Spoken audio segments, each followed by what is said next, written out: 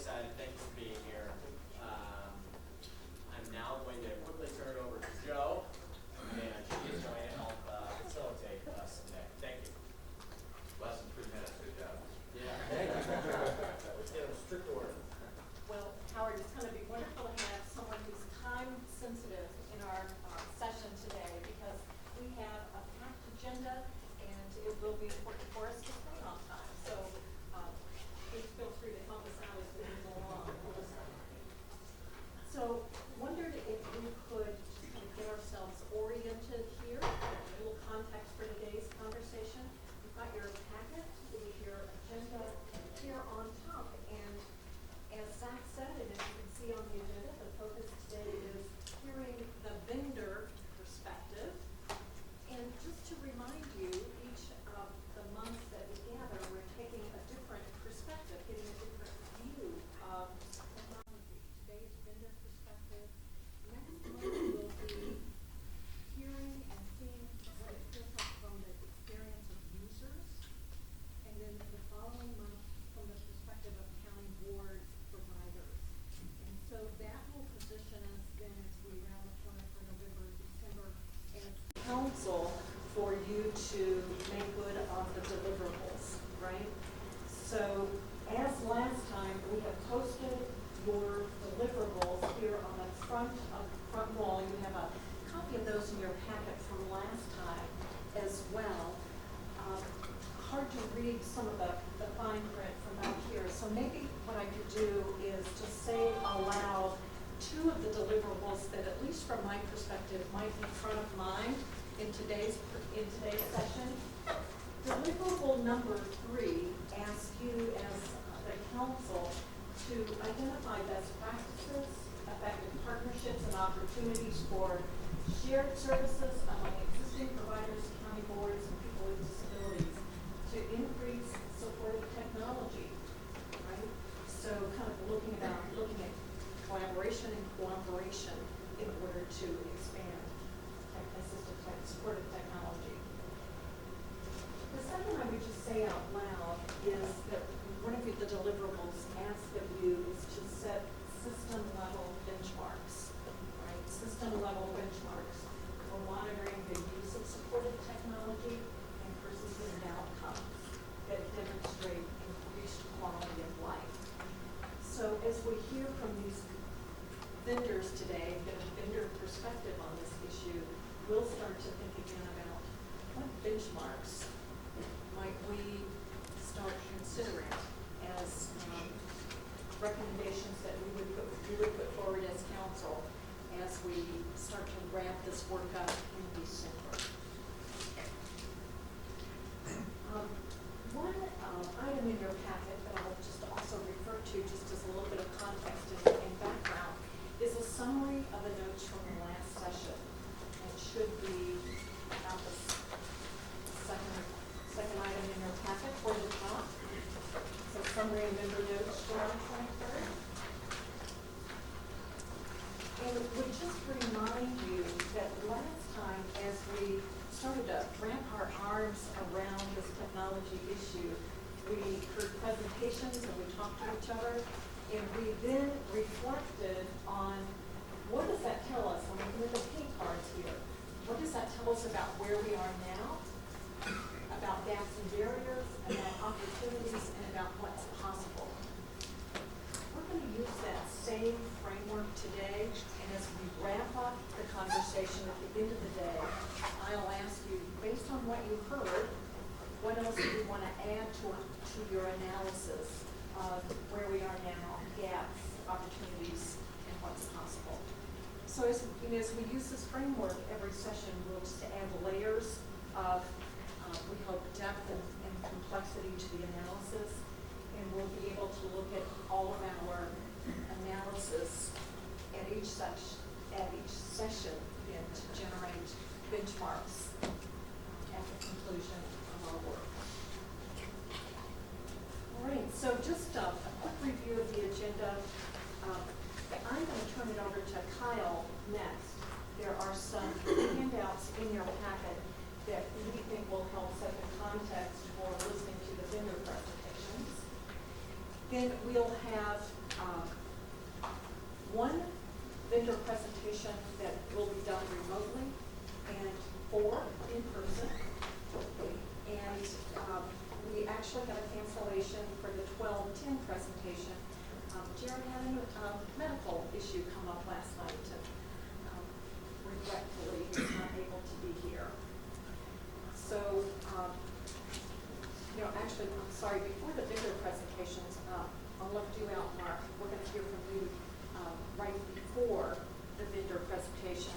Mark has a short update for us about the technology grant applications. Heard last time that my summer had issued an RFP, and Mark's going to give us an update on that.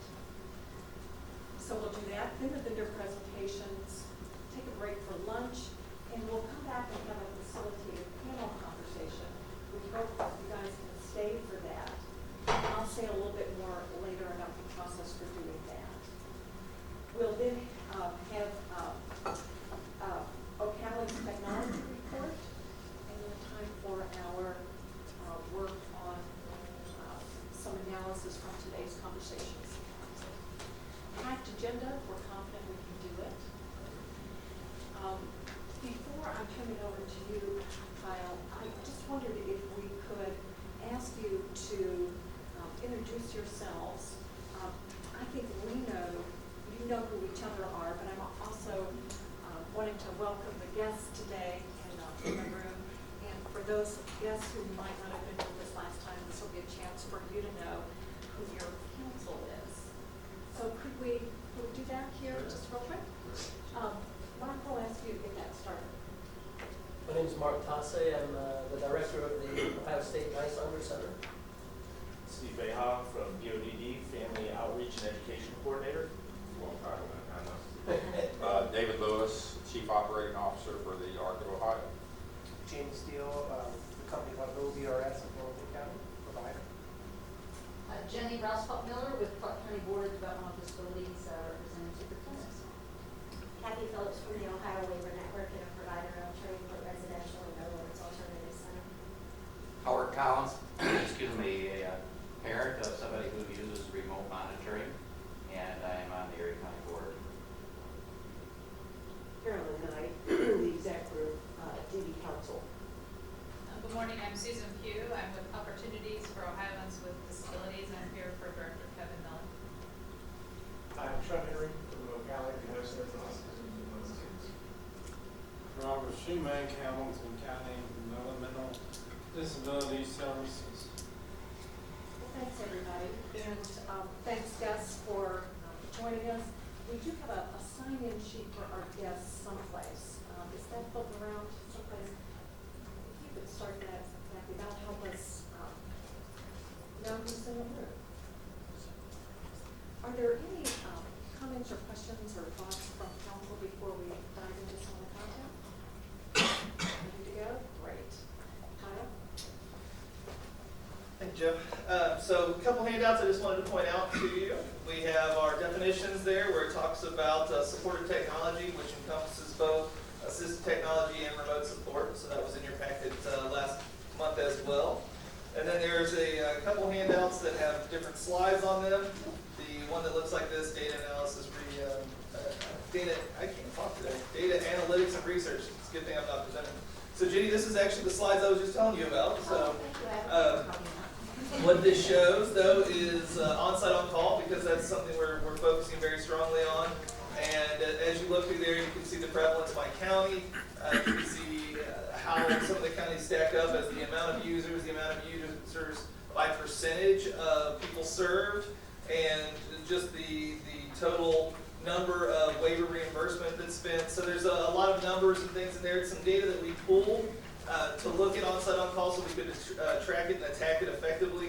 And this was the result of that from our data warehouse team. So some interesting stuff there.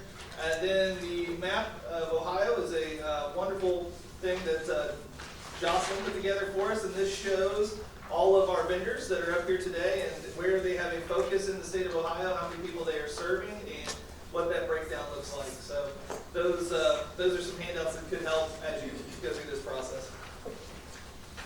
Can I ask a question? Sure. on the second page, Kyle, where it says, percentage of waiver participants who billed on-site on-call. And I'm just gonna say from a provider standard, normally what we get is when you have 8 hours of on-site on-call, and you start to say someone's getting up and they need help and they need this, then the county board will give you 1 hour so the staff can do turn and changes.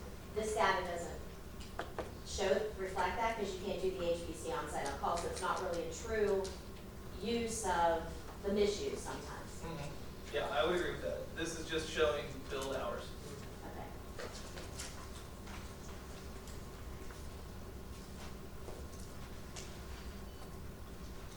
And we can come back, of course, to the handouts that Kyle just reviewed or pointed our attention to. We can come back to those in our following discussion as the videos go through. Before we hear from the vendors, we are going to ask you, Mark, to give us an update, quick update on the Untitled Technology grant. Thank you, Joe. So as you remember, Director Martin had secured a grant from the Ohio Department of Higher Ed, which was awarded to NYSONGR to help sort of stimulate the expansion or the uptake for remote support services, remote monitoring. Part of that was meeting with family members, individuals who were users, and finding out what their experience had been. Also, meeting and talking to adults with developmental disabilities and family members who were not using, who knew about remote monitoring or remote support and were not using it, and why.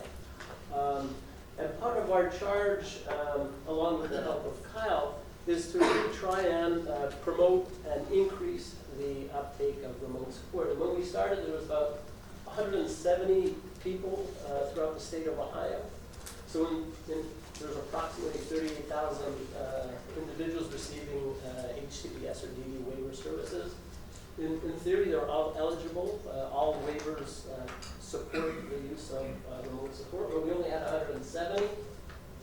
Today, I don't know what Kyle's latest numbers are, but I think from a couple of weeks ago, it was about 322. So an increase of about 80-some%. And the goal is really to get, by this time next year, to get at least over 600 people using remote support. And the idea being is that more we can get people engaged in remote support, more will better understand it, better understand the barriers, the advantages, and so forth. So to do that, we put out a request for applications or request for proposals that county boards of DD. We had about $160,000 from this grant that we set aside for these mini grants, if you will. We decided that we'd award grants in slices of $20,000, and that's for a one-year project. So starting September 1 to June 30th, 2019. So not quite, sort of an academic year. I work in a university. For us, that's a year. It's not a real calendar year. And the deadline for these applications was August 1st. We want to thank Carolyn and DD Council. They allowed us to use the DD Suite, which is their mechanism to announce the awards, but also receive the applications from the different county boards that wanted to apply for these funds. And this is the picture of the state currently. So the green are all the counties where there are at least serving one individual or more using remote support for the 322. So there are still about 26 counties where there are no users of remote support and only 322 across the entire state. So we got a total of 17 grant applications. Again, we're funding 8, so we got 17 applicants. And those 17 applicants include a combination of single counties or multi-county grants.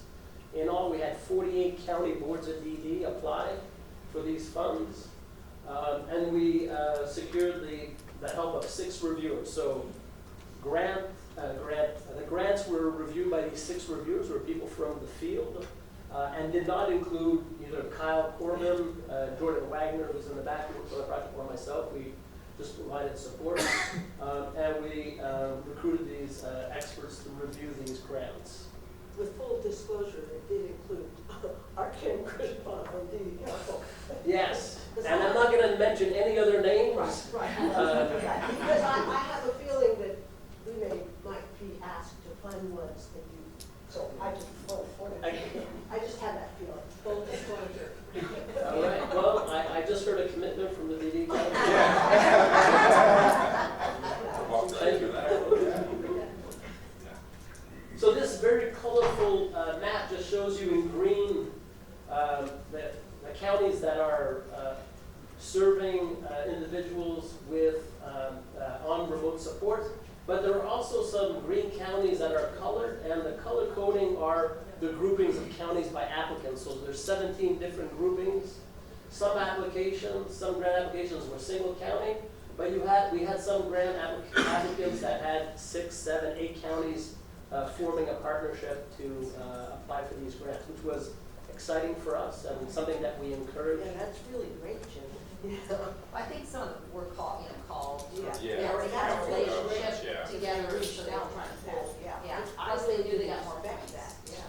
They Right, didn't have only one county. They got a bonus. Yeah, that's a bonus. They were entitled to a bonus of 5 points depending if they were multi-county applicants. So there are still, I don't want to point out anybody out, but there are still a number of counties. There's a dozen counties that aren't serving and chose not to apply for one of these grants. But hopefully we'll get them on board in the coming year. So I just wanted to review the themes of the grants, just to give you an idea of those 17 grants, what we got. All of them included presentations, education, forums to individuals with developmental disabilities and their families, every single one of them. Sort of seems logical, but we were reassured to see that everybody included information sessions for individuals they were serving. 16 out of the 17 also had training specifically for their SSAs, which I think is really key because the SSAs are often the ones who are informing and educating the individual and their families about these resources. 9 of the applicants were multi-county applicants, so 9 of the 17 had more than one county partnering. Again, it wasn't a requirement, but it was strongly encouraged. 9 of the applicants proposed a demonstration home. So 9 of the applicants proposed purchasing equipment with these funds and equipping an apartment, a home, a room, so that families, SSAs could see and touch and feel and experience what is remote technology or remote support technology. 6 of the applicants proposed creating a video, an educational video, a promotional video, something that could be used, reused, made available, interestingly, for anybody in theory. So that's one of the elements from 6 of the grants. And 3 applicants proposed using the funds to fund a technology ambassador, a technology evangelist, if you will, for their county or their grouping of county or their area. And that, I think, is really an important element, I think, is having somebody, and maybe some counties already had a technology expert and didn't need to use these funds to recruit or hire somebody, but 3 of them did. So my next slide is blank, because I can't tell you, we finished the reviews, but I can't tell you who of those 17 are getting the 8 awards, because we haven't finalized that decision, and we haven't informed them, more importantly, so we sort of know who the 8 are. This is So like a cliffhanger. I'll be here for lunch, depending on what you want to get me for lunch. No. So we'll be informing the counties and the applicants on Friday, and then I'm happy to send the council members a follow-up email, or Kyle can send a follow-up email letting you know which are the 8 winning, if you will, winning applicants for these mini grants. Any questions? Okay, thank you.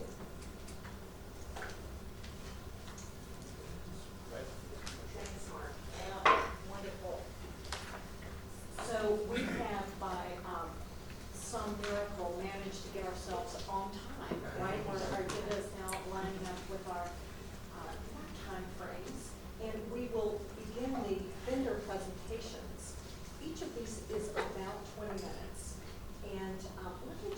tell you what it is we ask these folks to focus on. We asked these folks if they could tell us, what is it that makes your company unique? Do you have a niche? So tell us about that. And what technologies do you use, right? What are the actual kind of bells and whistles that you are employing? And are you using off-the-shelf technology? And if so, are they, tell us about anything that might be free or publicly available, because that was certainly of interest last time, right? We asked people to talk about demand from the perspective of what is both their current demand and are they able to be responsive to that current demand. And then we also ask folks to come prepared to talk about capacity. What additional demand might you be able to meet, and what might that take in order for you to do that? We also ask people to think about what barriers they're experiencing from their perspective, so that we can listen and learn for that. Because we are hearing from one vendor remotely and then the four of you gentlemen, we will ask everyone to keep on a tight timeline. And so I'll give, a little bit bossy about that if we go over. I'll actually give you like the 3-minute warning so you can kind of start to wrap up. Yeah, and then after that we start recruiting people to drag them off. We will leave it up to you with your 20 minutes if you want to invest some of that time in Q&A with folks instead of direct presentation. That will be your call. 20 minutes, however you choose to use it. One other thing that I would just like to ask council members, in preparation for the panel conversation with the vendors after lunch, would like to ask you, as you listen, to start to surface your big question for the panel, right? So each of you has a yellow Post-it note. Before lunch, if each of you would write your burning question for the panel, we'll collect those during lunch and we'll sort of sort through those. Compile and sort those so that the first questions the panel gets after lunch are from you. And then following that, we'll be able to open it up in a panel or general dialogue. So be thinking, be listening for what's my burning question to bring to the panel after lunch. Okay, so always good to start Technology Council meeting with the Technology Challenge. And today it is that we have our first vendor presenting remotely. So we're going to see how that goes. All right, good morning, everyone. As I heard Kathy mention, we start off with a technology challenge in the realm of technology. So I appreciate you making accommodations to allow statistics to join this important initiative. My name is Tim Jansen. I serve as the operations director with Statistics. And we are a remote support provider based out of Minneapolis, Minnesota.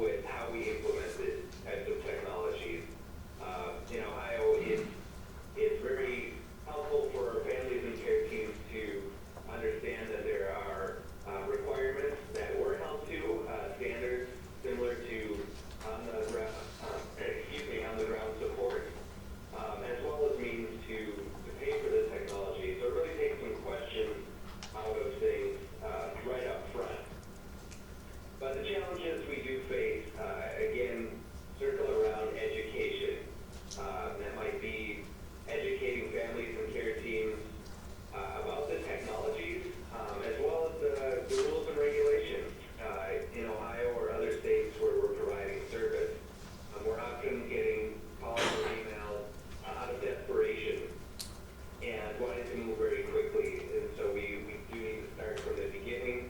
We need to connect people with resources so we can do this right from the beginning with an understanding that there will be modifications along the way. These are people's lives, technology changes, needs change. So we always want to be upfront that there's adaptations that will occur, and just provide as many educational resources as we can upfront. There was a question posed to the vendors as well about off-the-shelf technology.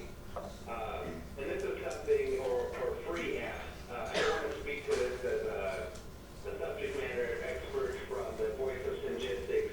We do bring together a number of different technologies that we work with in-house to provide solutions. But there are a number of technologies widely available at a number of electronic vendors. I know there's home automation applications that local providers in our community have shared, including Amazon Echo devices that might simply, what might seem a simple need of changing a channel, have really changed people's lives instead of needing to request help to change a channel on the TV in my room. Now I can use technology to do that and gain just a little bit more independence in my day-to-day life. And we've seen people find comfort in putting temperature monitoring technologies in their home. Nest thermostats are a big one, where there's a concern that someone might get too hot or cold in their first home, and it means to kind of monitor that and give people an extra support to control that. Some of the vendors that you'll hear from may speak more to those areas, but it's not something we bring into the fold on a regular basis. But I'm happy to answer questions. Personally, that's a passion of mine as well, so feel free to shoot some questions out there as well. Thank you, Tim. This is Joe Crickenstabel. I appreciate the time. We have 3 minutes left for the time that we've been allocated. So are you able to take questions, if any, from our council? Absolutely. Go ahead, Great. Jamie. Hey Tim, this is Jamie Steele from OPRS and also representing Opera here in the state of Ohio. 3 questions for you, Tim, and then if you could answer this too when you get your chance from me. I appreciate it. First one is with your EMARs, if you provide an EMARs monitoring, is that an outside vendor? And how does that process work? How does that work with local pharmacies who providers have been using for years that are not EMARs capable? And have you seen any issues with that as far as people losing their long-term pharmacy because they can't adapt? Okay, so on the EMARS portion, if you could answer those kind of questions. The other question on your, how long does when you do the remote monitoring, you do a protocol with the support team, right, and the individual, and that protocol would be if this happens, this is the response from the remote monitoring team. How hard is that to update? So if something changes, if I'm the provider and I see something different happen that day, how fast can that be updated with your company to make sure the protocol has been updated? So if something's happening that night to the individual that's new, we have a new response. How fast can that happen? The last one for me is for your support, I guess you call them different things, but basically the people answering the phones and watching, doing the monitoring. What's your turnover? We're all experiencing major turnover in our agencies around the state. What's your turnover? And lastly, on that thing, do the people on your support team, do they actually wear sport coats when they're watching? So those are my questions. EMARS, how's it work? Protocol with updates and turnover. So just in fairness to our panel, I wonder, Tim, if you could pick one of those questions to respond to, and then that will keep us on schedule, and we'll ask some of the other vendors here to pick others of those questions. Will that work, Jamie, Sure, for you? sure. Okay, and that will just allow Sure, us that's no to share problem. time. Could you repeat the last question? I heard some chuckles there, but I didn't catch the whole question. That was a joke, forget it. Turn over. Okay. All right, well, yeah, I'd be happy to, I'll just pick one of the three. There was a question on updating protocols or procedures and how our team is responding, and how quick that can occur. We can make an adaptation as soon as we get that information. We do put a policy in place here that changes will be made officially within 24 business hours. And what I mean there is any documentation we have on file, such as part of the coordinated support plan, we'll make sure that written piece is updated and sent out to the care team within that time frame. But as far as actually responding to a change in need, it can happen almost instantaneously. We'll get calls on occasion that an individual we've been serving remotely has been gone for a few days at the hospital. They returned home, and because of some medications, they have an unsteady gait. So we can make a note within our daily documentation system that is available to all of our responders in real time to see that there's been a change there, and to keep an eye out or respond differently, as well as if there's a need to modify any sensor-based systems that are part of the whole support solution. So those can be made very quickly and can be pushed out to the site to make sure the system is meeting the need of the person. And then we do just want to follow up again within a business time frame to say, here are the changes that were requested, here are the changes we made, and we're updating a person's protocol or care profile is one tool we reference here as well, and just confirm that that's still accurate with the team. Thank you, Tim, and thank you particularly for being sensitive to our time frames and for responding to the questions and helping us out here. We appreciate your time.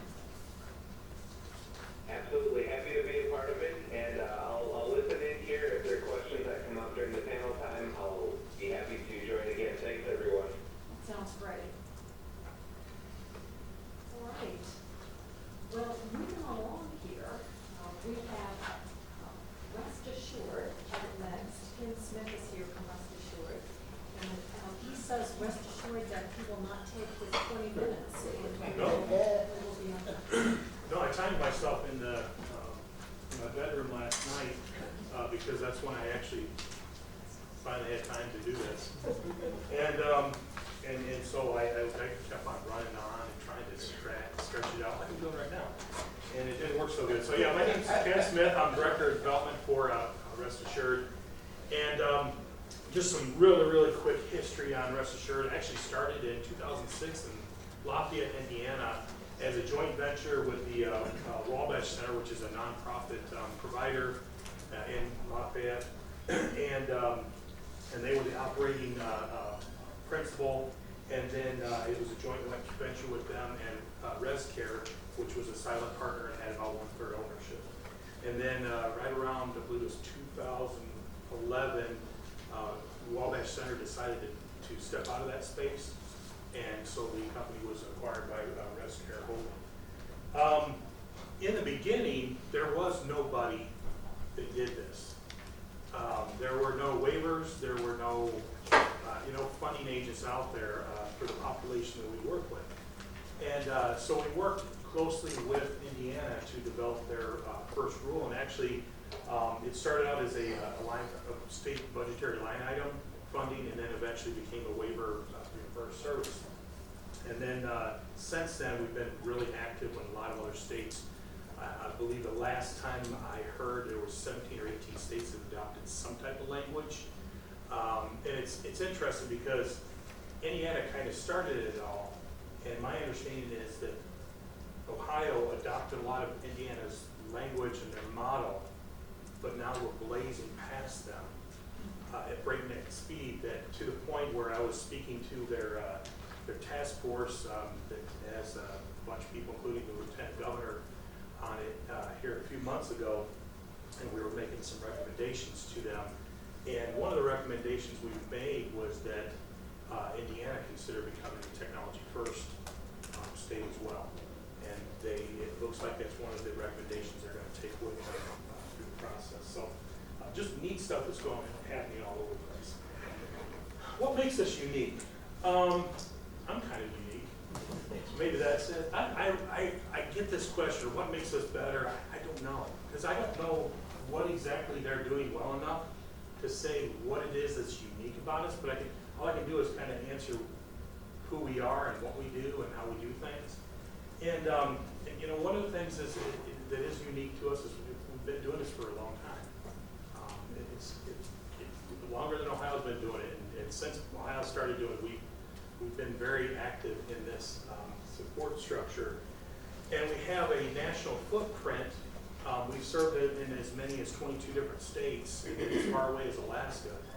And so, because we have that national footprint, we have a very national perspective on this service. So we're very active in trying to find ways that we can all be on the same page. You know, in one state you call it electronic monitoring, you call it remote monitoring, you got all these different things, and you know, part of that conversation is try and steer things so that we're all speaking the same language, so that we understand what actually the service does, because there's a lot of confusion about that.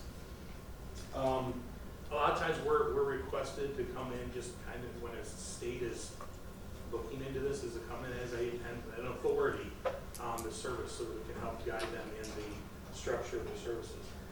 But I guess what maybe sets us apart is the active approach that we take to our monitoring. Our system is always, in every type of service that we offer throughout that, is a very active, live staffing type of solution. Even when we get into things that are not remote monitoring build, we still engage in the person's life with an active person through two-way video communication, because it's human to human, it needs to be face to face.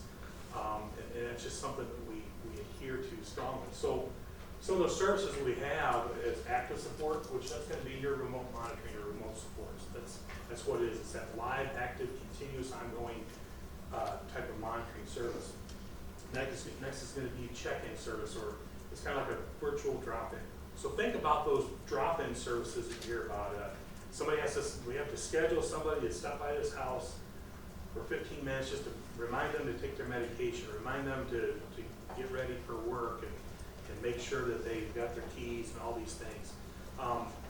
Short little check-ins like that, wellness check, all those type of things we do, and we do that in similar ways that we would with our remote sports. Emergency watch, so this would be a little bit more passive, but it's monitoring for things like smoke and CO2 and all those different things, even weather, and alerting that home, you know, to the effect that, okay, there's a fire or there's a tornado in the area or something like that. Now, you may look at that in the surface and say, well, you could do that with a security system and have it monitored. But the population we're dealing with, if they hear a loud noise going off, do they know, is that fire or is it a tornado? And the response is kind of important, isn't it? Do I go outside or do I stay inside? And so what we do then is we step in, everything locks down in our system. That caregiver is totally focused on that person's needs at that moment, and everything else gets dumped to other people so they can handle that, and they're focused on helping direct that person as far as what they need to do. Again, live instruction. And the last thing is a family support, where we can give certain authorized people the ability to, a portal to actually peek in on the home. You know, again, it has to be in certain circumstances, it has to be authorized, but they would have that ability, so that I think a lot of times families if they had that peace of mind in the beginning to just kind of look in every once in a while and see what's going on, make sure everything's okay, and maybe after time, they kind of back off and, okay, it's not as necessary, we can kind of give that to them. What technology do we use? I wasn't really sure what that question meant. But I try, when I'm talking to county boards, when I'm talking to the families and we're having an assessment meeting or something like that, I don't bring out gadgets. Okay, gadgets confuse people. I don't come and say, hey, here's all the really cool things we got out there. Which one would you like? Because the important thing that we need to remember with this service is this is not a gadget service. It's not a technology service. It is a staffing service. We are providing live staffing support. We just happen to do it from a distance as opposed to in the home. And when we get into all this gadgetry, then the focus comes on that instead of why does this person need support? So that's how I start the conversation. Why does this person have staff?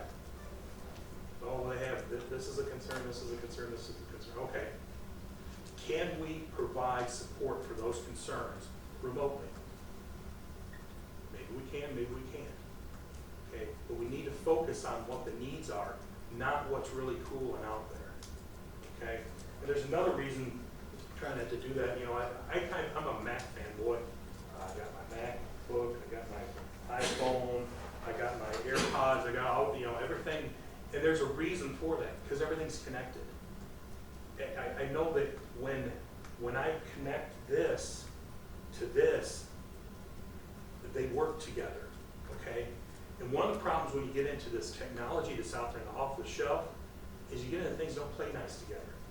Yeah, I can set up my home with a Ring doorbell, but then I need a Nest camera in the living room, and then I've got my security system on the wall, and that's a 2 gig security system, and that's going to let me know if certain doors and stuff like that are open, but they're all different and they don't play together.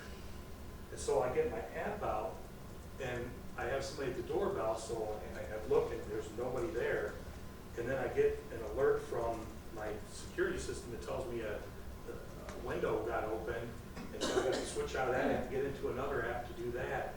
And so you're losing valuable time and focus when you do that. And so our approach is that while we integrate devices, the central operating system stays consistent. And the other problem is when you introduce, and I'm not talking about assistive technology, I'm talking remote supports. When you introduce off-the-shelf type of things, you're also introducing a loss of control over changes that happen with that. In the past, when I have used things that were being developed for other means, and I had no control, and there was a larger audience, a larger product offering in a different direction than what we were doing, they made changes that made it so we could no longer use that product to do what we were doing. And now you got to scramble and reinvent everything in order to fix the problem. But when you control the central hub of it, then it's just a matter of, okay, if somebody changes some protocol or makes some changes to a peripheral device like a camera, okay, I just go find a different camera that will play nice, or I can maybe tweak some things in my processing to make it work with that. So I think it's really important. If it's a onesie twosie type of thing, like, hey, they just want to know who's at the door, by all means, don't come to us. We're not the solution for that. Ours is very focused where our solution is at. Get the Ring doorbell. Go on Amazon and purchase it. And that way they'll know who's at the door. It's a very, very simple approach, but we don't want to cobble too many things together because it gets very confusing and it causes some problems. I'm taking longer than I thought I was going to. We need something else to stop it. Oh, I don't know how to take that. Functions, free apps, okay. So, I don't know. There's all sorts of cool stuff out there. But I did think of some that maybe people aren't aware of. Again, Mac fanboy. Accessibility options. Have you ever looked at them on your phone? The number of things that this little phone can do that's free, it's built into it. It can read stuff for you. If you're blind, not sure why you would need this. If you're blind, you can take pictures with this phone. It will tell you how close the person is, right, left, center, up, down. It will tell you all that stuff. Okay, there's tons of stuff. And then you get, again, following that same theme, the Apple HomeKit. Okay, there's a lot of other things out there, but it's the same concept. You have this central hub, and then you can control your lights and your music and all this kind of stuff from a central hub. And it's just, and you can do that from the app that's included on the phone. Another app that I think is kind of cool is a QR reader. What? Seems a QR reader, QR code. Seems innocent enough, but how much information somebody that is at a store and they're not sure what this thing is, they need more information, or maybe the label's really, really tiny and they can't read what's on the label. Like I'm finding out more and more as I wear glasses. They can hit that QR code, bring up the information, and maybe expand it, zoom in on it so they can read stuff. So it's just a innocent little thing. I just thought it was kind of a neat app. So for the past 6 or 7 years, Jared Hunt, who could be with us here, with Winry, myself, and then for the past year, Kyle have been, and I don't know, I apologize, I don't know if you guys have been doing this, so I'm not trying to dish or anything. I just know what we've been doing. And we've been pounding the pavement, driving all over creation of Ohio, talking to county boards and providers and trying to educate them. And the demand has never been higher, it keeps ratcheting up. Yesterday, I visited and spoke to 3 counties that I'd never been to before. And last year, I visited from July until the end of the year, I visited 37 counties. And yet I'd never been to these 3. And it just, you know, and they have very little understanding of what's going on. I'm not going to mention who they are because I don't want them to get beat up on. But when I mentioned the governor's executive first order, they had no idea what I was talking about. I would think they'd know, but they didn't. They had no clue. And so it's important for us to continue beating this drum and letting people know that, yeah, the demand has gone crazy. In fact, it's why I'm presenting on this instead of over there, is because at midnight I'm working on this. Because for the last 3 weeks, I've put over 4,000 miles on my car just in Ohio. And I took three of those days off. So it's this constant go. And the demand is not just, hey, we've got a site, we need you to come and do an assessment. It's, can you come and talk to this group? Can you come and talk to this group? And that shows me that the interest is there and it continues to grow. But can we handle the demand? Even with us operating over multiple states and the uptick in demand that we see here, we're still able to maintain about a 2-week from authorizations to installation. We're still able to maintain right around a 2-week period. Now, most of the time I get asked that question, how quick can you install? What are we telling from the time you just told me now that you want it, or when we actually get the authorization? Because that's the part that's out of my control and normally takes forever. And what we're doing is we're trying to find ways to streamline that process, make it easier for the people at the county level to walk through that process. And there's a lot of effort that's been put into that as well. Capacity, we really don't have a limitation. There's nothing, because the way our system is designed, there's really no limit to the capacity. If we run out of physical space for people to do the monitoring, we can start up another location, keep those people where they're at, so we're not interrupting things there, and hopefully someday build a monitoring center here in Ohio to handle just the Ohio people. But it doesn't have to slow things, it doesn't have to create an interruption or anything like that, just because of the way the system is designed. Barriers. Ignorance continues to be our greatest barrier, honestly. There's a lot of preconceived ideas and people are disqualified without getting all the facts. One of the things that gets thrown out is, can they you don't understand the neighborhood. They have to have staff in this home. You don't understand how bad the neighborhood they live in. Okay, how often do we set the staffing up to fail? What is our realistic expectation of that staff person? If that's the reason that they have staff in that home at night, what are we really expecting that person? Are they supposed to be a bullet sponge? Or are they gonna punch the person? They're gonna call 911, right? Can it be done remotely? Well, sure. But we'll get that. People, I just talked to one of the guys here, and they made a decision before they even had the facts. They were talking about an assessment where they got an email, hey, we decided not to have you come down, we decided to stick with onsite call. Okay, so you wanted information, but you made a decision before you actually had that information. And that's a big part of the hurdle that we run into. The other part is, I guess maybe it's a knucklehead syndrome or something. I was speaking at a, I don't even, Caroline, where was I speaking where you were at? Teen council in Newark. Yeah, teen council. No, in Carroll Okay, Heights. so we had a self-advocate ask me, so my SSA said that I can't have this. I almost turned into a mushroom cloud. Okay. I took my card, I handed it to her, I said, you call me. You let me know who this person is, we will have a conversation. It's not the only time I've had that happen. I've had it happen where somebody from the county, they're having a provider approach me and they said, hey, we had this conversation with somebody at the county, and the person at the county said, oh, you don't want that, that's like Big Brother. It's ignorance that continues to plague this, but we're getting past it with education. And it just takes time for us to continue to get that message out. And so with my last however much 2 minutes. Oh, I got 2 minutes, I got all sorts of time, all right. So I'm gonna answer a question here. How fast can we change the protocol? We can actually give you a portal, authorized person, into that site, and you can actually go in and change that protocol. And we will be notified of it immediately that that has changed.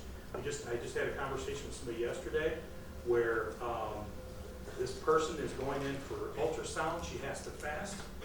And so they went in, they made a change real quick to let us know that this was going on and to kind of keep an eye on her and try to redirect her if she's trying to eat something. It can be that quick. And it can be, you know, the scheduling can be changed that quick. It doesn't even require getting a hold of us and making that change. We can actually have you be able to do that. Now, we need the whole picture to do that. So if we're picking up a shift and all we were doing is evening and the person sleeps through it, so we never really get to know them or what their habits are during the daytime, it's good for us to know the whole picture ahead of time to do that and do it effectively. But it's very easy to do that. And as far as the turnover, I'm just going to answer too because I got all sorts of time. Not beeping yet. Yeah, it's not.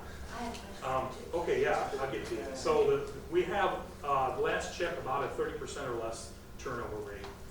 We have people that have been there for 11, 12 years, 5 years. I think the average is like 5 years. And we've got a couple positions that kind of vacillate every year. So, you have a question? Yeah, I actually have a question for yourself and then for the whole panel.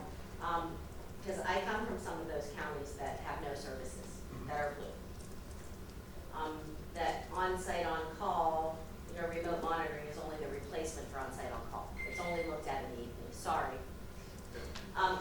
My question is, because we've asked this over and over and over again, and we've heard that providers of remote monitoring will not do 3 or 4 hours on a Friday night to let someone stay home alone when they don't want to go out with everybody else because it's not profitable or can't sustain itself that. You know, so, because we've systemized everybody. So people have, can I stay home on my alone time? I mean, that's the words we hear. How do we look at that and move forward, and has that possibly changed from the last time that we've heard you speak, that is a service now, so maybe we can start using remote monitoring during awake hours also to maybe get rid of that fear and maybe ease people into it, so maybe other people will then say, okay, I can do this during the day, I can do it while I sleep. Yeah. So the answer to that, real quick, the yes and no is the answer, okay? So the way I look at that is, do we have a kind of a set schedule, okay? And and then we're just adding an as needed, like a PRN service, all day long we'll do that. That's not a problem.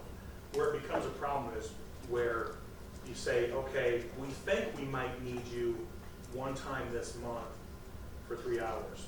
Okay, from a business side, that obviously that's a problem, but it's also a problem because of consistency.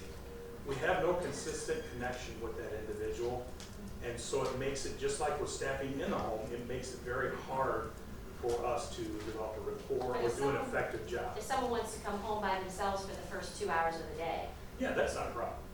you can Because be it's a consistent consistent- 2 hours. Yeah, It it's a doesn't have to consistent schedule. be, Yeah, absolutely. Yeah, do it all day. so that would be my question across to everyone, is there a limit on those hours that can be provided? Any other, real quick, I don't know if there's time, did that meet, did I hear? It did be. Oh, okay, sorry. Hey, thank you very much for your time. Thank you. Again, I appreciate everybody's sensitivity to our time and trying to stay on schedule. Jenny Quinley up next with THS, and you do have an item in your packet that relates to today's presentation.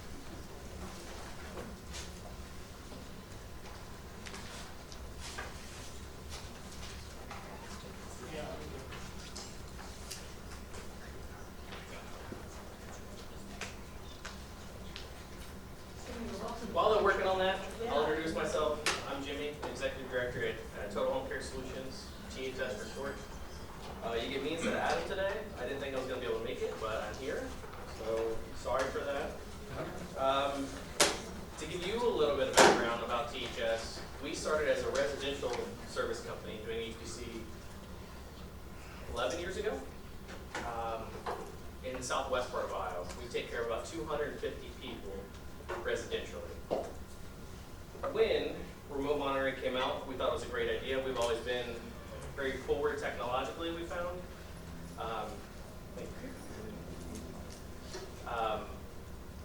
And it just made sense because, as I'm sure everyone knows, the on-site on-call model, you lose money.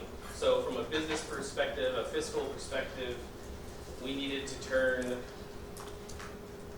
a lot of those situations into situations that made more sense fiscally, while at the same time increasing independence. So it hits things on multiple fronts. For us, why THS? So our local presence, we are that HPC provider in Ohio. We focus only on Ohio, and we can be anywhere in Ohio with the amount of resources we've devoted towards remote supports. We understand what it is to be an HPC provider, since we are partnering in collaboration with HPC providers for most of the situations. Anytime there's paid backup, we are a partner with that company. We understand things that they go through daily and how we can help them. So it's a unique perspective right there. The unique customization of our system. So one thing that's unique for us is getting into this. When we started, we're only working on remote supports for people that we serve residentially. And that's because we wanted to create a custom-built system that integrated all kinds of devices. So one thing that is troublesome when someone's trying to do this themselves, similarly to what Ken said, you use a Ring doorbell, you use Alexa, you use 5 different types of devices. You need 5 logins, 5 passwords, 5 apps, things like that. Our system was created with that in mind. So all of those devices integrate right into our software systems, and I only have to log in once. Everything comes to me, every single alert, every single situation. Front door opens, someone's in the bathroom too long, someone's out of bed too long, someone falls. Everything comes to one area. I don't have to worry about flipping through apps, flipping through softwares, having logged into 6 different places at once. It's set up to work together. So that's one thing that's unique about us. The added benefit to that is because it can be customized and integrate every type of device, when there's something new or an upgraded version of a device that comes out, we can start using it immediately. We don't have to go back on our end and get the developer developers reworking the software, we can just import the information and hit the road running, basically. So that's one nice piece of it. We can always use all sorts of technology as soon as it's available.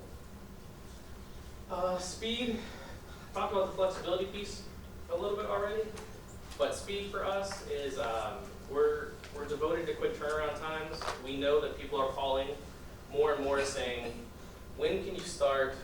Company X, Y, and Z can't send staff. And mom and dad can't do it anymore. They're about to lose their job. So people want things quickly. So generally, we can install equipment within a week. We have extra equipment on hand in stock just to be ready for what someone might need. Multiple of various types of things, because some people might need more than others, but we have it there for when we need it. So as soon as we meet somebody, we learn what they need, what time of day they're going to be supported. We set an install date, and we know we've already got the equipment. I don't have to wait for anything on order. We've got technicians specifically dedicated to installs, and we just alternate who's going where. If there's multiple installs on the same day, then we use some of our other management staff to go out and do installs. So we have the administrative capacity to handle all of that quickly. Technology-wise, that's one of the benefits is we can use everything. I kind of skipped ahead. When something's new that comes out, we're going to be able to use it pretty quickly. We also have a family portal. So family members want to check in. They want to see how Jimmy's doing today. Okay, well, he's having a relaxed day. He's watched 5 episodes on Netflix. Okay, he's fine and safe, right? If they want to see, did Jimmy eat today? They can technically log in and see that. We have family access to our two-way communication devices too, so they can video call, talk to the person visually. Some people can't afford cell phones or certain things, so that's been handy a lot of times when the individual living by themselves doesn't have a phone. Like, well, I can still talk to them in their home. We can give them access to that. And vice versa, the devices give access for them to call their family members if they'd like, and have a nice two-way communication. Next, off-the-shelf technology. So there's a lot of stuff out there, all kinds of things. If someone has a need for something, we can use it. We never go in with a mindset of, this is our package. No one's going to have the same sets of needs. If someone has a couple of these devices already, then that's great, that's fine. Do you want us to monitor alerts for it for you? Because I know some family members have tried to do parts and pieces of this in the past, but then they feel overwhelmed and they want someone to take that over. If we can utilize those devices with our system just fine. The options keep growing. There's Nest, there's Ring, there's all kinds of 4 or 5 different doorbell options. There's fall pendants. There's medication devices. There's Alexa. There's all sorts of stuff. So whatever they want to use on their own is perfectly fine. If they want us to use what they've already got, we can do that. And we just kind of learn about that person before we talk about how we can support them. Demand and capacity. The demand is, of course, increasing.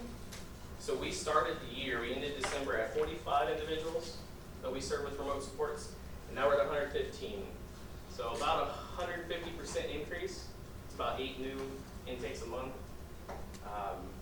And we just keep getting called and emailed more and more. And we're just all over the place. So knowing that the demand is high, we've invested administratively to be able to take that on. So we don't really have any limiting capacity on the horizon. All of our monitoring center is done out of our corporate office in Cincinnati. So we already have the space to expand. It's our main location. So as we grow, we add more monitors, more staff depending on the time. I would say 60%, maybe 70% of the need is during overnight times right now, as it's the most comfortable time people want to delve into remote supports, because that's when they need the least amount of physical help when you're sleeping. We do have a lot of daytime stuff. We have a lot of stuff that we take care of them at night, and then in the morning time they choose, I'm not going to go to work today. So we turn the system on until 3. We turn the system off because they're going to go visit family. Last minute, nah, I'm not going to go visit mom. I'm staying home. We just turn it back on. Those things happen quickly, immediately. We have scheduled check-ins for some of those people. So for the people that have attendance issues at day programming, we'll call them 15 minutes before we're scheduled to end. Hey, how's it going? You know, I might have a checklist for those people. I might have, okay, do you have your keys? Do you have your food? Or do you have your money for lunch? Or whatever checklist that the team has come up with. I can go over those things, and then they can tell me, well, I'm not even going today. Okay, I'll turn it on. I'll let the appropriate parties know. Jimmy decided to stay home today. I wish I could do it all the time, right? For barriers, I think everybody's going to pretty much say a lot of the same things across the board. Education is a giant piece of it. A lot of counties are very welcoming. Yes, when can you come? When can you talk to us? When can you talk about the options that you have? Sometimes when we come to those presentations, you have giant amounts of people, which is great. Other times you have 5 people, and you don't get to talk to everybody. Sometimes we get counties that say we don't allow providers to come and present to our SSAs.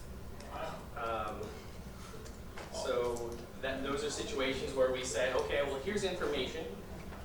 When your SSAs might want to meet and have a consultation about someone specific, invite us. We'll come in and meet one-on-one. It doesn't have to be a presentation to the whole group. We'll do one-on-one meetings all day, every day. So that's what we're out there doing really mostly. So the education piece, client, family expectations, and this is up here because a lot of people think, okay, well, this is cheaper than a regular waiver service, right? I can just get everything and do all of this, and they want this giant, enormous package. They don't really need all of that. And the family wants to be able to control it instead of just monitor it, and we try and explain the reason why we do what we do, but sometimes families want monitoring in the community. Right now you can't monitor in the community. So that's another part of the expectation that they might have coming in, that you just need an education piece on explaining to everybody. So they also might look at it as the fear of cameras or the big brother mentality. So they don't realize that, hey, I'm not scheduled until 10 tonight. So during the day, I'm not monitoring anything. Nothing that you do, I'm not watching any of that during the daytime. So they feel relieved once you explain really how it works. But going into it, I think that's a big objection that you need to overcome, and it might stop people from even scheduling a meeting. For example, I was talking to Ken earlier, when there was 2 or 3 meetings we had scheduled to go meet with somebody about possible replacement of on-site on-call hours. And we get an email the day or the day before, the team decided to stick with on-site on-call. And who knows why they decided that? I don't know if it's, maybe they didn't know the options. Maybe the person just said, I'm going to be too anxious, because they don't really understand how maybe we can keep them safe. It could be they think it's Big Brother, I don't know, but not letting us come and talk to people is a big objection sometimes, and can really slow everything down. The perception of being less effective, why would I allow you to monitor me remotely when the county's willing to pay for a staff to be here? Well, it depends on the day and the time. What are we doing? Is the staff really doing anything during that time that we can't do? We probably aren't less effective. I'd argue we're more effective. You're gonna get real data. This is the exact time something happened. This is when it ended. This is the resolution that we came up with. You're gonna have all that documentation, all that data when later, if there was an incident and you're asking, investigative agents asking what happened. Well, I don't know, that happened 4 days ago. It was a 5-minute thing, when in reality it was 20. You're gonna get better, more reliable data with this setup. Situations where we've heard stories of staff sleeping during on-site on-call hours, because they're allowed to, but they never hear the person calling out for help. Someone's sick in the other room and they can't get out to the living room or wherever they're at to say they need help. But if you set up redundancies in your systems that say, okay, you're out of bed, or you're in the bathroom, or I've got a button right next to your headboard, or that you can push wearing a pendant, those things are much more effective than not being able to get your staff in the next room that's sleeping. You're gonna have better data, you're gonna have a fast response time, everything's gonna just flow as we get to know everybody. We put in the system what this alert, when my door opens, these are the things, checklist that need to happen. This is what you check, this is what you review. Jimmy's allowed to walk down to the gas station and get a drink. If he hasn't come back within 30 minutes, X, Y, and Z, what do we do? Or Jimmy has a guest that comes in and they call in, get the guest's name. Hey Jimmy, I see you've got a friend here today. Can I get their name? Oh, that's Kyle. Okay, well, thanks for letting me know. Have a good day. Hang on, whatever that protocol is. Maybe the family member knows that there's a person someone really shouldn't be hanging around, and they just want to know when that person's there. So, okay, Kyle's a troublemaker. I'm gonna call mom and dad. Sorry guys, Kyle's there today. Just wanted to let you know. Those are things that happen and are more effective when a staffer there. We get stories sometimes of, well, I don't want this person to be mad at me and then complain about me and then get me fired. I need this job, so that's why I didn't say Kyle was there. So this is a more effective way that's less intrusive in so many situations, so many ways. And to me, it's a no-brainer. I think that even more than all these proposed numbers of people who are capable of being served remote supports, I think that number is actually low. You see different counties and numbers being thrown out, but even if it's just 2 hours a day, an hour a day, if someone comes home from school and I watch them on the sensors from 3 to 4, mom gets home at 4, or I watch them from 3 until mom gets home. When she gets home, she says, I'm here, we turn it off. Those kinds of things, it doesn't have to be, you're not going to get a staff to come in for an hour, or if you do, it's probably high turnover. If they're losing out on an 8-hour shift because they had to work a 1-hour shift, they're probably not too happy. We see that a lot. 3 minutes, okay. Barriers, internet service, hopefully soon, come January, that won't be as much of a barrier. We, as a remote support vendor, because of this barrier, and people might not have been able to afford it in the past, we would pay for internet services for our remote support individuals that had a recurring, constant schedule. Because a lot of people are on budgets, especially if they're living alone in an apartment, not in a congregate setting, their dollars are tight. So we would cover that cost as just the cost of doing business. Come January, the internet with remote support would be a lot more accessible across the board. So that's good. And questions, because we've got about 2 minutes left. I do naturally, sorry. So, persons under plans, we all know they're supposed to be based on what the person desires and wants. We know that the county board, that they're part of a lot of county boards, they put the assessments in with the plans, and so if the plan then becomes assessed on risk. How then do you or anybody else on the panel deal with MUIs and different things like that? Are you the reporting factor, or is it then sent to the HPC provider? Because you reports and submit them to the county boards, the guardian, if there is one, the service coordinator, anyone on the team will communicate that to. If it's a protocol MUI, of course, within the 4 hours. If it's a non-protocol MUI, it could be, 5-6 hours later, just depending on the time of day. But we do send that. HPC provider will be on that, and it'll be the full gamut. What happened, what the immediate response was, et cetera, et cetera. And then, of course, during those times, we're contacting people on the call tree too, to say, if there was a situation, dispatch your staff, or whatever the scenario is, we'll make sure that they get more informed immediately after we contact emergency personnel. The system goes down. Looks like your outfit is in the southwestern part of Ohio. If you had, I'd like to know how you service a system that might go down for a client in that area, but what if you had a client up in Erie County, that is a good distance from Cincinnati? So we have a client, if you look at the map, in Summit County, so up in Akron, quite a distance away from us. It's probably 4 hours, I'm guessing.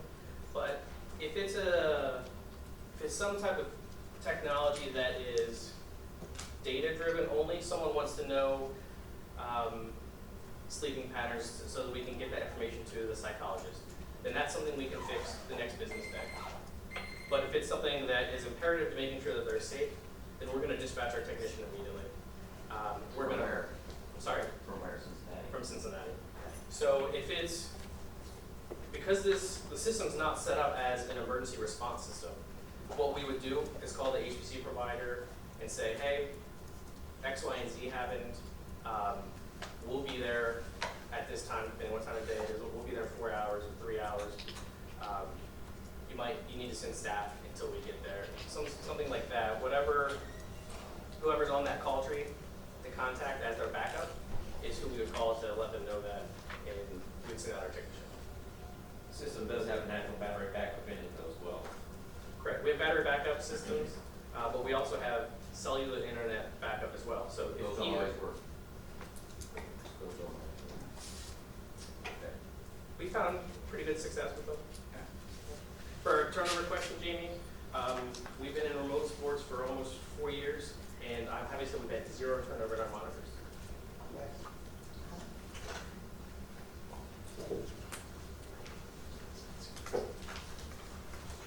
Great questions, and appreciate it.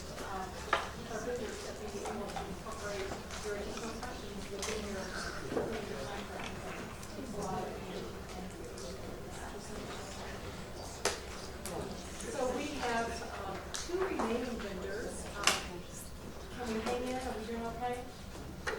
We have Ali Applicants, who also has offered us his presentation that's available to you. Well, hello everyone. My name is Ali Rahimi. I'm the founder and chief innovation officer of Optical Technology.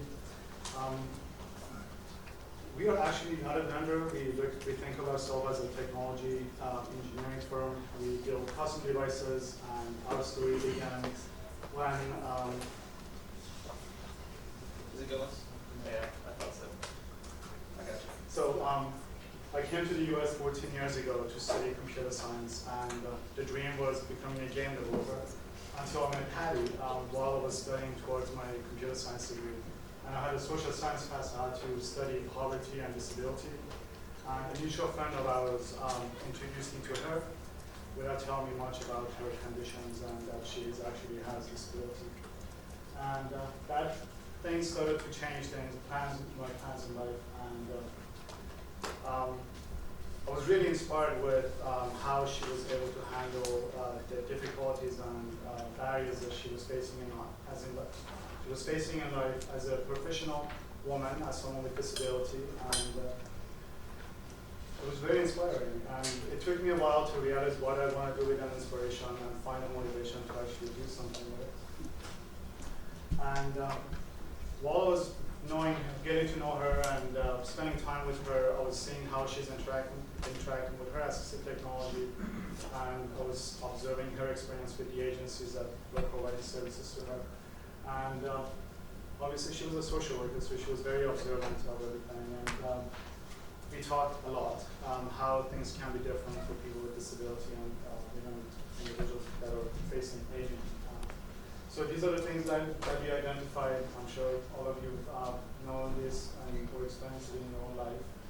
We all know the shortage in staff, and everyone else also acknowledged that the staff turnover rates are extremely high, and the on-site on-call shifts are very hard to staff.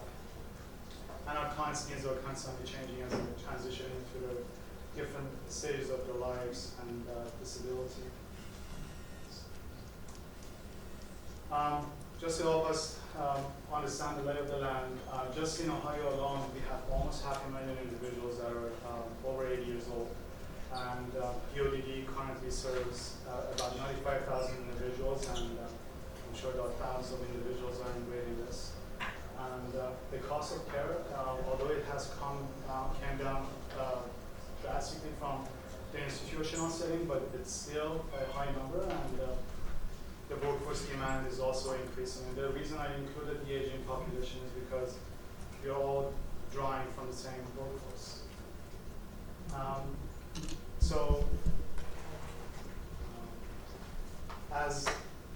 So in 2011, understanding those numbers and talking to Patty, and just we had enough of the bad experiences that she was getting from the agency. So in 2011, with her encouragement, I'm still finishing school, final year. She talked me into opening an agency.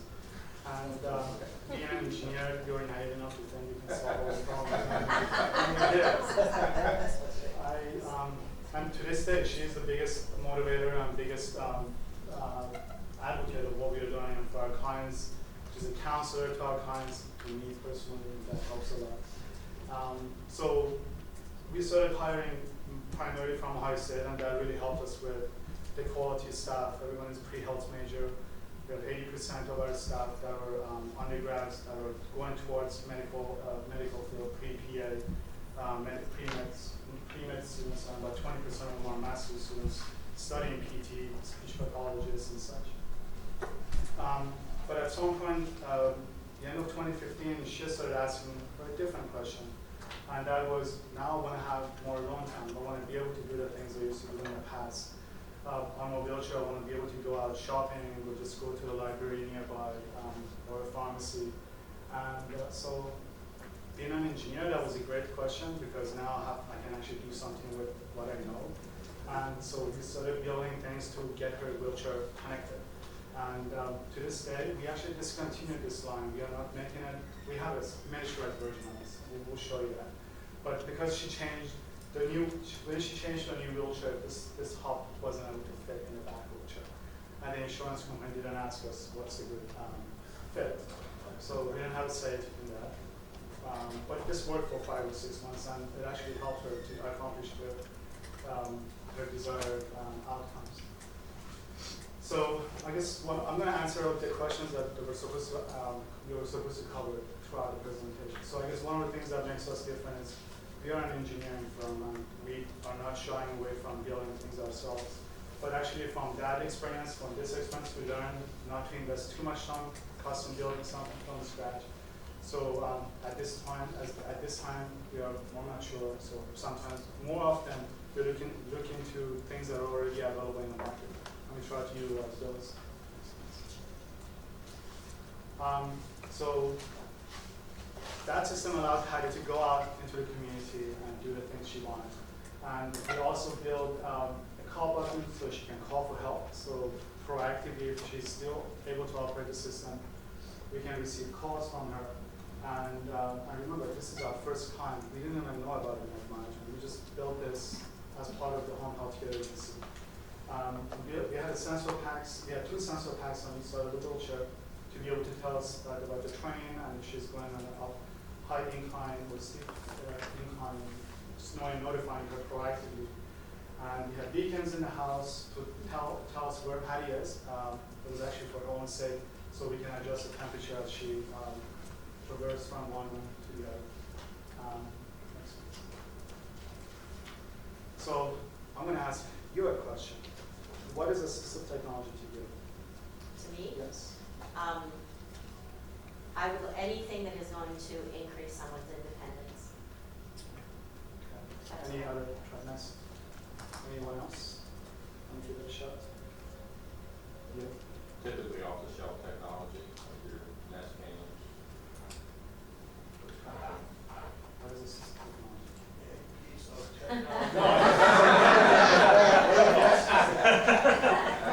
Listening to you personally. I think it's anything that can help enhance a person's life. You know, it could be a hearing aid, and it doesn't have to be somebody with developmental disabilities. It's just assistive technology. Yeah. Mouse Right. is I can read the fine print. around anything that allows you to complete your daily living without someone else's assistance, that can be considered as an assistive technology. But something that's a little bit more difficult to describe and define is remote support. There are many different definitions for it, and we actually, to make it even easier, we changed the name from remote monitoring now to remote support, which I respect that, because that sounds a little bit more too intrusive for people to feel like they're being monitored.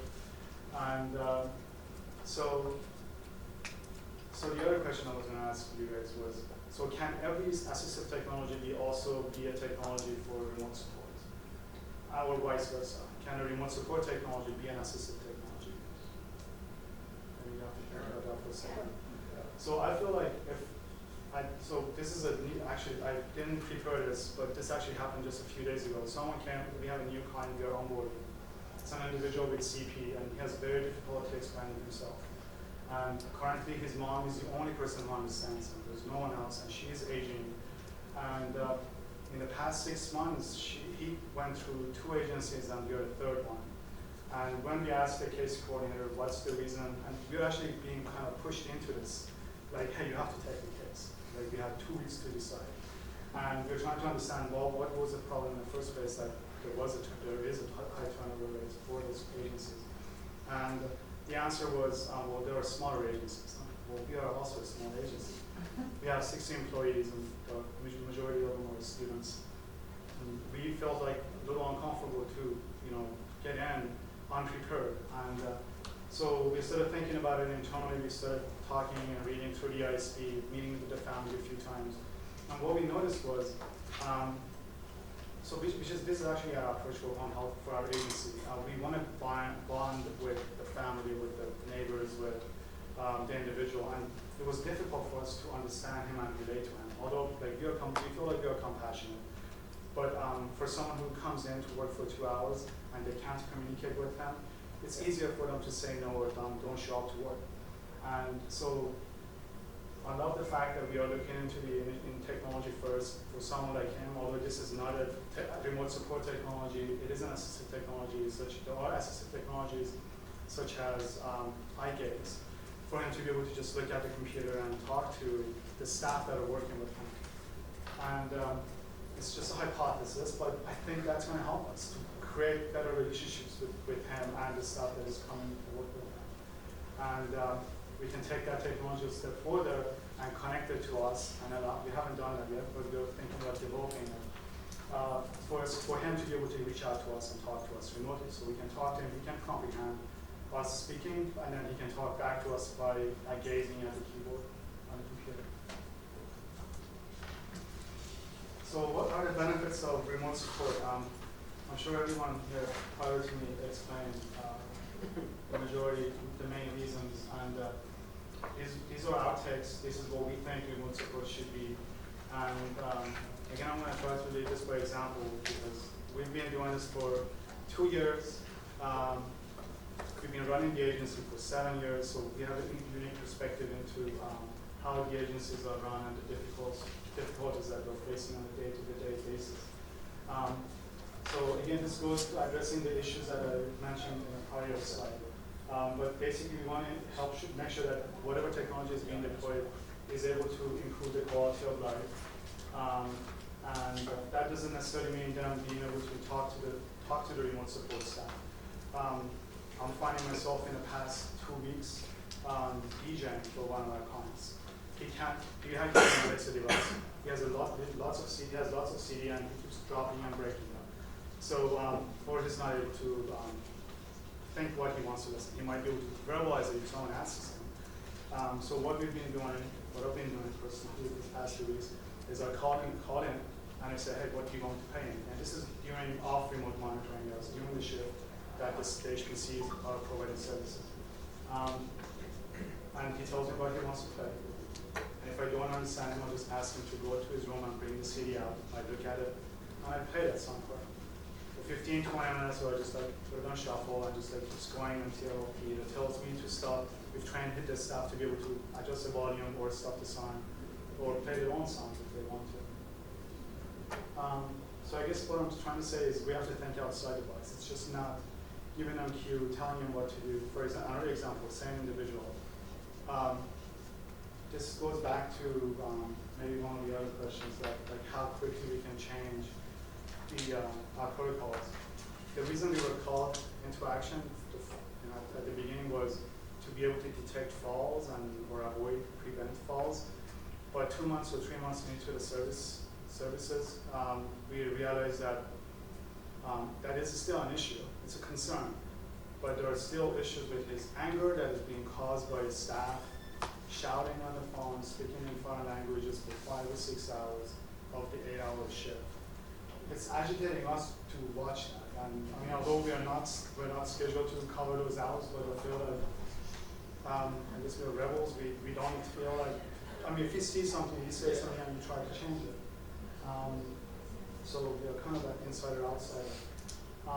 So he started walking out right after, at 10:15, he would wait until staff leaves. That's where our remote support starts. And 10:02, he's out of his room and getting ready to leave. The first few times that caught us off guard, but then once we learned that this is the pattern, we tried to find an intervention, just get on the call, and talk to him, and that doesn't always help. So we kind of got to tell him, like, hey, can you stay? If you need to get something, we'll come to you and we'll take you to the store. And it is just 10, 15 minutes away from us, so it's easy for us to get to him. This is a completely different issue that was initially raised. And for us to be able to update our protocol, it's immediate, but I feel like us being able to communicate to the HPC and make sure they do things to avoid this is the hard part. They tell us, well, it's none of your business. What do you know? What do you care if you're sitting on the couch for 8 hours? Because our advice to them was, well, maybe he should walk more often. Maybe you should go take him for shopping. He wants coffee. Go buy him some decaf at 9:30, so he gets that out of him. We can't always be the go-to person, but we can provide the insight for them to take action. And I guess maybe the better question is how quickly we can implement protocols to avoid and prevent those things from happening. On our end, it's immediate. So again, we are designed to fit every individual's needs. We use 3D printing. We are not shy from building things on ourselves. And every time we try to pick things from that are available off the shelf, we always look for technologies that are friendly to programmers and developers, are not necessarily open source, but they allow us to program, like Alexa, Google Assist. We have our own custom skills that are running Alexa that allows the individual to connect to the remote support. And the HPCs alike. So if they want to know who's the person working with them next, they can request that information. And just give them more autonomy and getting more involved in their own continuum of care. And that promotes self-advocacy and self-promotion. And I think this was actually mentioned in the previous talk, maybe it was Mark or Director Martin, where you guys observed that there is a rapid growth in technology change. And obviously Americans with disabilities, anyone with disability, cannot tailor to their needs, and it's hard to keep up with the ever-changing needs that they have. And it's a smaller market, although I think one number I came across, 1 out of 6 American children in America has some sort of disability, either learning or physical disability, which is population of the world is 7 billion. It's almost a billion market. But I guess the reason technology is not catching up with them, or it's not aligning with their needs, is because every time you build a technology, you need to be able to support it, to make sure it's actually being able to maintain, it's maintained, and it's evolved based on as the individual's needs evolve. Next, please. Again, these things were mentioned in the last presentation, the last meeting that we just had here. The goal is 600 individuals being on remote support services. Education was something that everyone else mentioned. Is key on being able to convey that message and making sure they understand. Assistive technology or remote support or remote monitoring is not necessarily people watching you. It can be just like changing their music or making sure that they're emotionally supported wherever they are, whenever of the day. We want to be a forefront of technology services in the U.S., which is exciting, but also it's a lot of responsibility, because if we drop the ball, then it will not be good for the support society. And although we are looking into on-site on-call as the easiest or the first service delivery method to be replaced by remote support, I feel like it is important to look at other areas also, because we don't want to exclude people from, like if parents are coming in at 5 p.m., school drops the kid off at 2, there's a 3-hour gap. We can always come in and help. Well, we should. Which that is also, which is, again, I'm excited that this committee, the task force that Jordan Wagner, Mark Tass, and Director Martin put together have resulted into us becoming the first technology-first state in the U.S., which is amazing. And again, we have to be able to think outside the box and just use the current existing technologies or anything that we can develop ourselves to innovate. So this is our approach. I guess what makes us different, and I would like to see everyone else's approach is almost the same. So we want to make sure that technologies that we are developing, it's able to align to the needs of the workforce, not only necessarily just removing on-site on-call, but as I mentioned, like being able to assist the staff while they're working, and it's not remote support hours, but we can still be supporting the staff in their decisions. So if they come in the morning at 7 a.m. shouting the name of the individual, "Are you okay?" 5, 6 times, and that is causing agitation, which there should be communication channels for us to be able to bring that up and let them know that maybe you should minimize that, and you don't need to ask them that question that often. And what makes it worse is that is the last time they talk. She sits on the couch and 8 hours just goes without any conversation. And increasing the communication across care continuum, again, this goes back to the previous point. Us being able to communicate to the HPC providers, to the county, to the ABA therapists. So the way we're trying to approach this, we use artificial intelligence, computer vision to address the privacy issues and other issues that are faced, and helping us to be more scalable. In terms of size and support, we can say on this. Like robot. So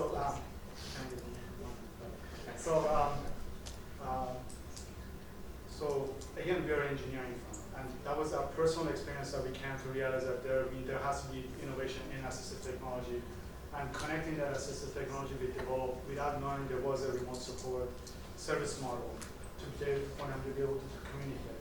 And we are using voice assistant, posture detection, computer vision to add privacy into bedrooms and other areas that privacy is of concern. And we're looking into the future where we can use robotics to even augment the staff even more. And that's it. Thank you. Ali, the young man that you helped, that no one could understand from his mother, could Alexa understand him? No, Even Alexa? completely not. So he was much different than Renee Wood. Yes, it's maybe 5 or 10%. I mean, he hasn't even seen a I speech didn't pathologist. understand. I forever regret that I didn't say something to Renee a year or 2 years earlier, that I thought Alexa wouldn't understand her, but this young man, you couldn't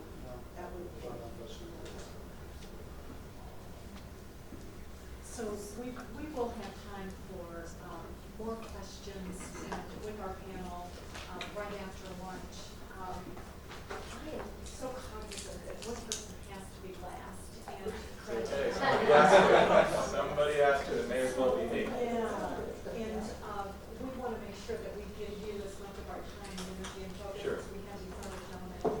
So we will hear you, and then we'll do lunch. As you're listening to Craig, if there's a question you've been itching to ask and haven't had it airspace for it yet, please use your yellow card to write that down, and we'll make sure that gets front of the panel right after lunch, so that your question gets airtime. Great. Well, I feel like after you guys, I can eliminate several of my slides because they're going to be somewhat redundant, but a couple of them. But thought I would give you, first of all, it's a real honor for us to be not only a part of this meeting, but to be part of the Technology First Council, or to be part of the Technology First initiative in the state. You know, we are a California-based, Silicon Valley-based company, and we've been coming out here. I've been meeting with Kyle and Zach and folks for the last couple of years, but we only started doing business in Ohio about 2 months ago. It took a while to get our certifications in place, but I wanted to share a little background on the company and who our founders are. And I think it'll give you some foundation of what we're about and what we're trying to do. Our founder is a guy named Jack Lloyd. He's currently just had his 82nd birthday. One of the most amazing people you will ever meet. He is a Berkeley engineer from the 60s. He worked with Alvarez. I can't think of his name now, the first name.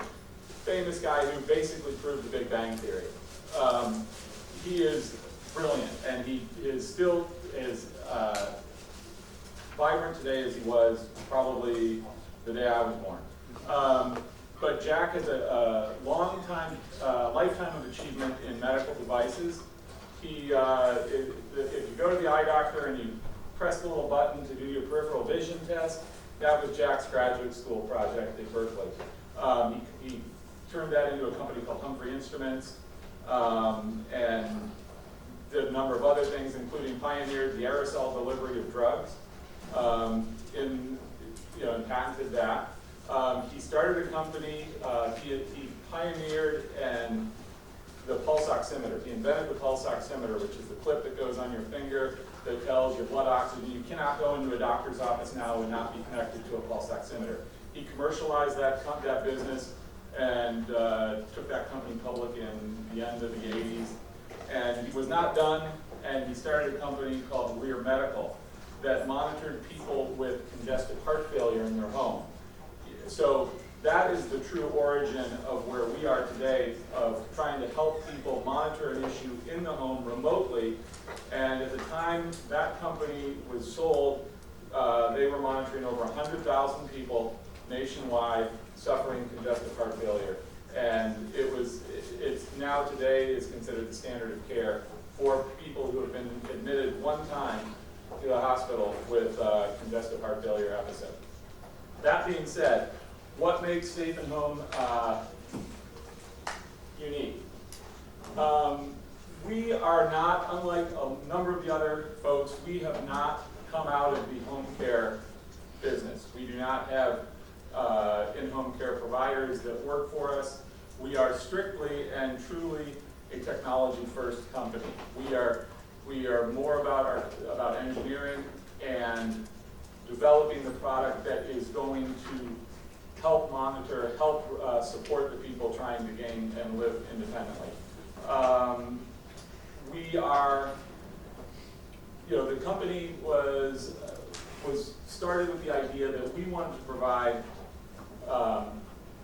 independence without isolation, and the idea of if you have a home care provider, the worry is, well, if I remove my home care provider at night, I'm just going to be by myself. I'm going to be, what's going to happen? And what we decided, and where we kind of our focus is, and our understanding and the results of what we've been doing is that we may not be from a home care background, but the people that work for us in remote supports have a vast experience in providing that service.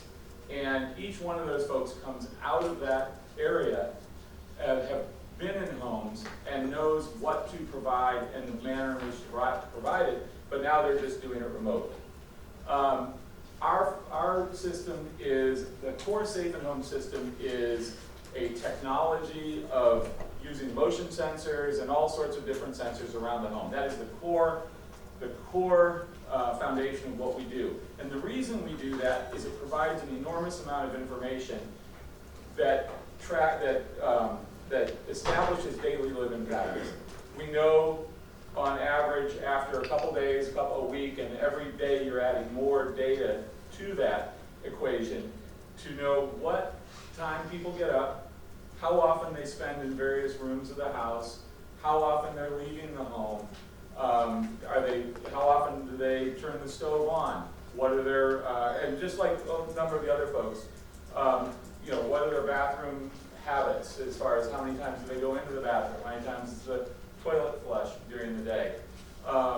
And with that information, that's a lot of data, but it's how you interpret that data. And that is where I think we are special. We have proprietary algorithms that are able to take that data, and we currently have over 18 million hours of user data that we are analyzing on a daily basis. And we are able to at that point, pattern out the daily activity and identify events that will need attention. And we push those alerts to our remote care staff, and they are able to take action based on what they're observing. It's the same platform that that the company used and was used to develop at Aleer and monitor over 100,000 people. And so our scalability is there. We're not limited by numbers. We at one point had 3 monitoring centers around the country: Portland, Oregon, Columbus, Ohio, and Reno, Nevada. And that is kind of the model that we're looking at moving forward. We're looking at locations here in Ohio. The technology, as far as the question was, what if your system goes down? We use Amazon Web Services. We have redundant servers in I think 3 different areas of the country. That has not been a concern for us. If we have, at every one of our systems, we use battery backup. And the sensors we use aren't, as I would say, the prettiest sensors. You can go out to the store and buy a prettier sensor, but what our sensor allows for is a particular type of battery that we use that has, so far, we have batteries that have been in place 3 years, and we get notified if the battery level drops below 25%, and we are not at below 25% on any single one of our batteries at this moment. We started the company with the idea of monitoring seniors who lived by themselves. We could accomplish that with the sensor system for the most part. We also knew immediately when we were building that system and rolling it out was that seniors did not want to have cameras in their home. That was just a non-starter with every focus group we did, every attempted installation. Would you mind just putting, that was a non-starter. When we started entering this space, we realized that there are occasions for cameras. We're trying to stay sensor focused, where we've shown how we can gain the same data at 99% of the time without cameras. We also believe, we have a term we use at the office called the care circle, and that around every individual is this circle of people. It can be their team, their mother, their father, their sister, their brother, somebody from church, the next door neighbor. But those people comprise the care circle for that individual. We developed for our senior population what we call the Care Circle app, which allows family members, whoever that individual designates, to have access to it, an app that goes on the phone that allows that person to see every bit of information and every observation we make in real time on their smartphone, their computer, their iPad, you name it. They have access to it. We are doing that in cases around the state right now with our, in the DD space, and I'll tell a couple stories about that and how that's affected people. So it's, we believe, our system's simple, it's scalable, cost-saving technology. That's what guides our development staff. We want it to be passive. It passively tracks activity in the living space. That data is collected, analyzed by our algorithms using machine learning and AI that establish those patterns and begin to make predictive alerts to notify us when, not just when patterns get out of line, but when things are happening that are going to lead to an event. And we've been having great success with that. We're currently working a pilot program with the Sisters of St. Francis, which is a rural hospital system around the Midwest, up in the upper Midwest. And their belief is that using the sensor system and the data that we provide, that they'll be able to reduce hospital readmissions by 20 to 30%, which that in itself is an enormous cost savings. And we are already finding that we're able to, in the DD space, eliminate unnecessary hospitalizations. And I'll give you an example. We're talking about where caregivers can't sometimes see, even though they're living in the house, they're asleep in the other room, they're not able to see what's going on with the person they're responsible for. We have a bed sensor, bed occupancy sensor, and a chair occupancy sensor. We have a client that is wheelchair bound. They're either in bed or in their wheelchair. At 1:35, I think, Eastern time, there was a notification that they'd gotten out of bed, and based on our time frame, if there's no occupancy within 2 minutes, there's an alert that gets generated. We watched it for another minute. We called to the individual. We couldn't reach the individual. We called staff, woke them up, and said, your client is on the floor in the other room. And they said, well, that's impossible. I can hear her. And we said, you need to go check on her. She's on the floor. The lady got up, walked in the other room, and there she was on the floor. So my contention is, and our contention as a firm, is that oftentimes technology is better than the individual, because our technology and the rest of the folks that are providing this, our technology doesn't sleep. And the people that are in caring for those folks remotely don't sleep. We're there, we're paying attention. And you can be 100% sure that ourselves and our colleagues here are going to be doing the same thing. We recognize that these companies, Nest, Samsung, they've done a lot of heavy lifting for all of us. They've invested hundreds of millions of dollars to develop their technologies and devices that are very effective at getting information to us. Whether you can sit at your office and make sure nobody's toying with whatever at home, and you can get all that information.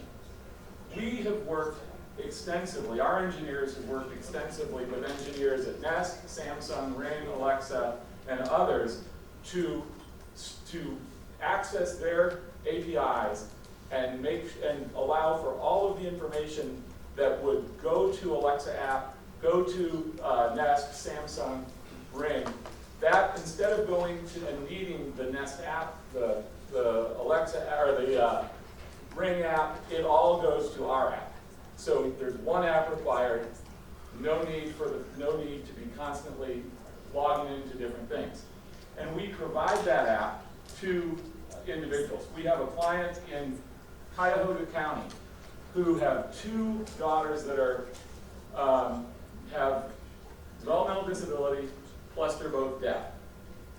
They come home during the day they're home from 2 to 10 at night. Complicate that with the fact that they have an uncle who is a registered sex offender who has abused both of them. We did some research when they called us, and we've been telling the counties, give us your tough cases. Give us the ones that you don't think that you can do, that you haven't been able to do otherwise. we have a facial recognition technology that we installed at the home that allows, we can store up to 100 trusted faces in the camera, in the technology. So as someone comes to the door at that home, the mom gets a text at work and says, can you help us identify this face? She types it in, that's Uncle, whatever. And so we now have 29, 30 faces that are there. So when somebody comes to the door, our staff gets a push notification that says, Sherry's at the door, and it labels caregiver, or medical transportation, or not medical transportation.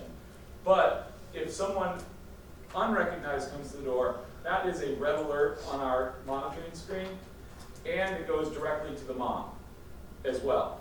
So then we act on, and if bad uncle comes, that gets elevated and we immediately call 911. And so we're able to, we look at it as, we use our core system, but we're not closed-minded enough to think we have the answer to everything, but we've sought out the very best in the technology that's available to include with our system. We have a young man in Claremont he's autistic. He comes home the mom wanted to start building independence for him. And she said, let's just try this 3 hours a day, 3-4 hours a day. He comes home at 2, she works in a law office, she gets home at 6 o'clock at night. He comes in the door. So we used, in that house, we have, an alert goes off as soon as he walks in the door. We have used, we've installed Nest because it integrates to our system. He walks in the door. He can look at the camera and say, hi, Mom. Mom gets that information as well as our staff. He shows, he is a great artist, and he shares his pictures with our staff on a daily basis. But I got a note from his mom the other day, and she said, up until I had your system, I had doubts that Zach would ever be able to live independently. And she said, in this month of having remote supports, she goes, I am confident that by the time he's 18, he's going to be ready to move on his own. So for us, as much as we're involved in our technology and our engineering and whatnot, those are the stories that keep us going day in and day out. And I think that's true for you guys, because we share this stuff back and forth. It is truly amazing. We look at it as this is in its infancy. There are so many new things happening out there. And we're not using this actively, and I'm going to probably get punched by my office for showing this, but we have been working on a bed sensor with our sister company of ours, and this is and my wife will probably kill me because this is my wife sleeping last night. Of course it's not going to But if you look at this, it's a very small sensor that goes under our mattress, okay? But every 5 seconds it records heart rate, respiration, and all the different movements, and it analyzes sleep patterns, because we know, especially from the senior space, that sleep is a big part of well-being. And so we're analyzing that on a daily basis. We have another call from, again, the tough ones, Hancock County. We had a gentleman that wanted to move back. He had been hospitalized. He wanted to come home, but the barrier was he was oxygen dependent. And he kept forgetting to put his cannula in. Well, our company and our founder pioneered oximetry, pulse oximetry. Jack, there's a company that we have a relationship with because of Jack, that we have an oximetry bracelet that he wears, and we get instant notifications if his SpO2, his blood oxygen, drops below 90. We call, say, put in your cannula. Oh, right. Yeah, that's right. No wonder why I was feeling so bad. Or at nighttime, he wears a mask, and we can tell immediately if he has that mask on or not. Another client, Wood County, seizure. The barrier to he has seizures. He suffered a traumatic brain injury when he was in his teens. He's 38 years old now. He hadn't seized in a while, but we said, well, we have this, and it's you know, we can use our seizure technology, and he hasn't seized in a while. Well, either staff is not recognizing that he is seizing, but we have, the first night, of course, the second night we were monitoring him, he had a major seizure. We detected it. We were able to get staff there within 9 minutes. I think the pay backup was there in 9 minutes. And it lasted 11 minutes and 43 seconds. We have it completely documented, the length of the seizure, and a lot of data that goes behind that. And he was transported to the hospital and came home. That night, he said to our staff, you have a check-in with me at 10 o'clock at night. Could you move another check-in with me and call me at 7:30, just to make sure I'm up and feeling good?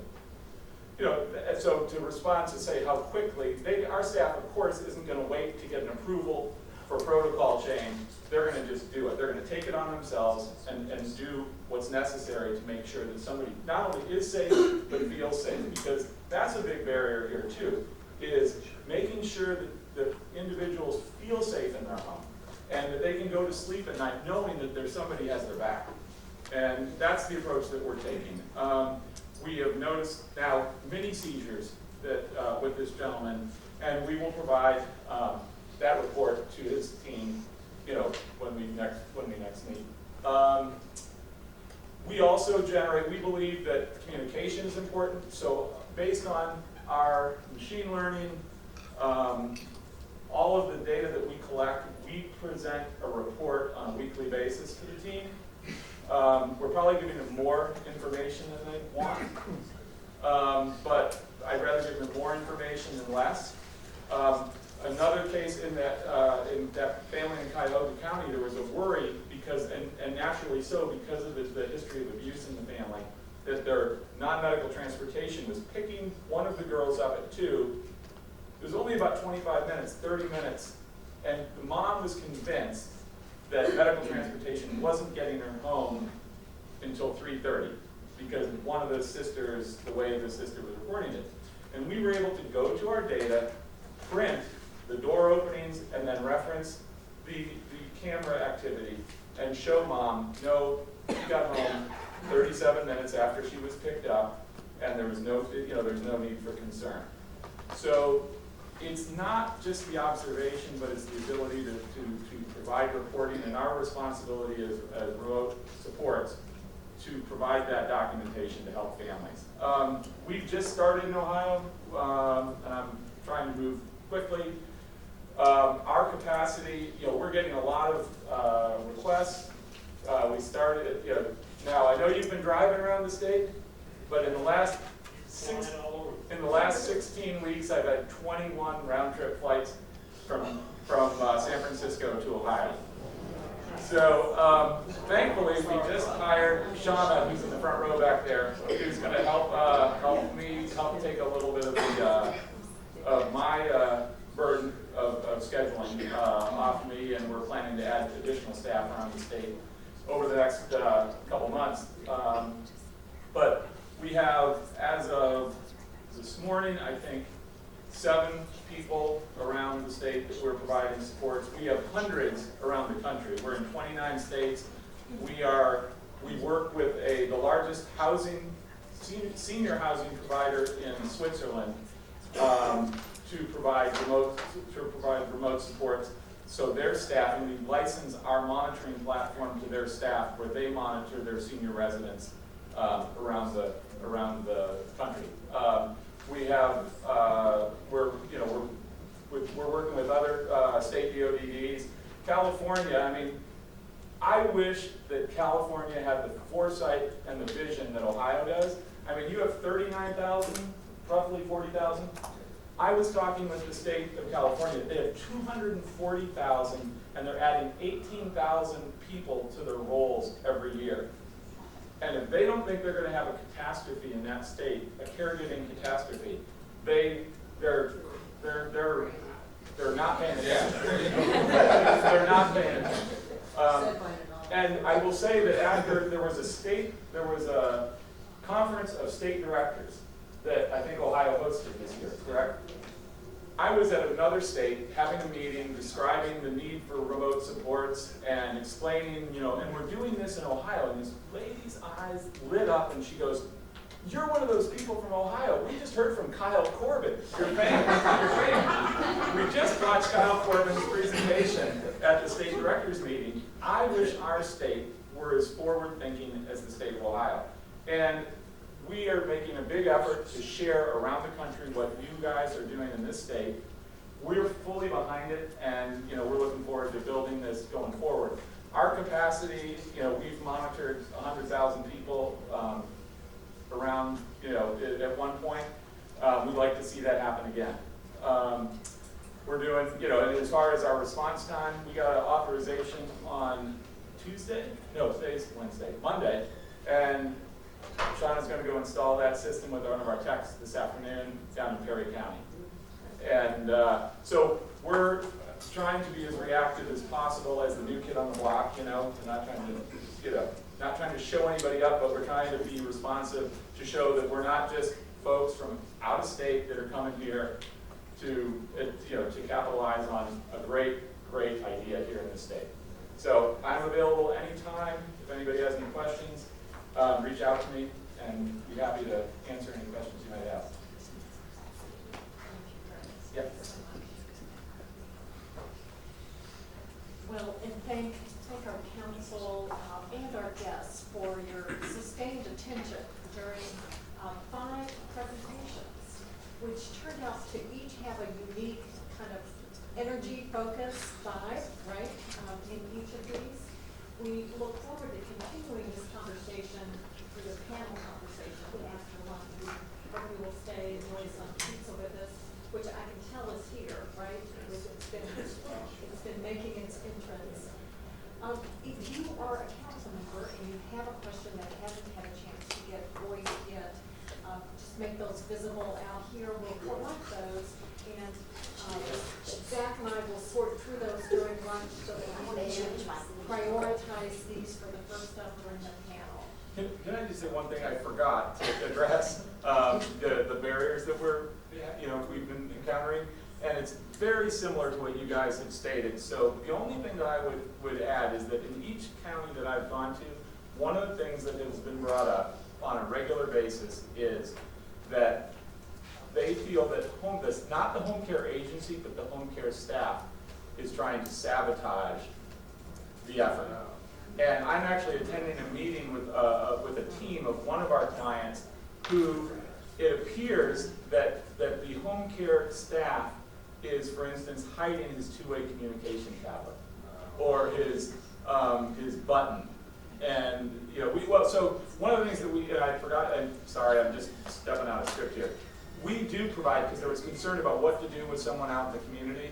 We have a device that we use that allows us to communicate with an individual out in the community, and it uses geofencing. So when he's 50 yards from his home, we get an SMS message that he's left the area, and we have it geofenced at his day program because he takes the bus by himself. And when he gets to his location, when he gets in within 50 yards of his day program, we get a message that he's there. He lost his book bag about 3 weeks ago, and we were able to download all the geo-tracking and found his book bag at Taco Bell. So we are above or beyond what needs to be done.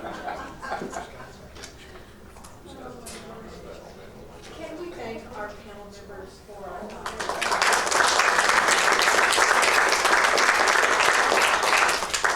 discuss this? This goes to the board. As a technology council, we have several deliverables to address. And one of the things we've been discussing a lot is this remote monitoring and how important, and these are great presentations. We're going to flip this a little bit and go in a little bit of a different direction right now. when we talk about deliverable 4, we talk about integrating supportive technology into existing life course frameworks. As children move and as they grow into adulthood, with a focus on transition age youth is one of our deliverables that we need to discuss and consider as well. Another one talks about developing educational materials for county boards, providers and families about supportive technology that can have a positive impact on independent skills and abilities. So, what we're going to talk about today, just to reintroduce us, I'm Sean Henry, Executive Director at Ocali, the Ohio Center for Autism and Low Incidence. Jan Rogers, the Program Director for the Assistive Technology and Accessible Educational Materials Center.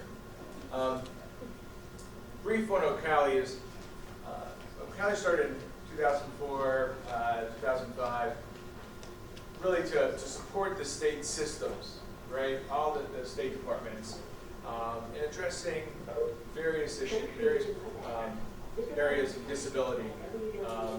And so in that work, basically there's 3 things that the state, the legislature said we need to do. It's really help inform policy. So, Zach calls and has a question, says, hey Sean, can you look into X, or working with Kim around some work, right? We can look at that, or from the Department of Education they call and they look at that and say, hey, around these policies, right, you guys have a reach nationally to look at this. So informing some policy, partnering with anyone and everyone we can, right? We can't do this alone, so a big part of it is partnership. So partnering with our state, partnering with the departments themselves, going out to county boards and having those partnerships and relationships. The third is really developing and deploying best practice, evidence-based practices into the field, so that professional development component is something we do. And all of you may know, we do a lot of that online, so the county boards can be supported, right, and that is free and accessible to everyone. So it's accessible, and we work with UD as well, and we've had grants with the Department of Health. So one of the things is Ocali's a lifespan agency, and a lot of people don't think about this, but there's very few lifespan agencies, right, that kind of address. And so we really also try to make major connections across the board of how this all connects, or can we come up with a solution that can be offered for the state so that each department doesn't have to come up with separate solutions. And so I think these are a lot more cost effective. So in that, I think what we want to do today is we're going to do a really quick flyover of some of the materials that have already been developed that you have access to today. We're going to talk about professional development, talk about assessment, and talk about just some of the general tools that can be used. So, Jan, I'm going to let you take over from there, and I'll jump in as well. All right, so if you'd like the handout, you can either scan the QR code reader, or you can go to the website there, and you can capture the presentation that way. It's easy to find. It's the document archive on our website. We'll send that out through as well. Just as a reminder, this is what we operate from in terms of how we define AT. So it's the definition that comes from the Tech Act. We also define it based on IDEA. So 2 definitions of AT, and this is kind of where we're at with this.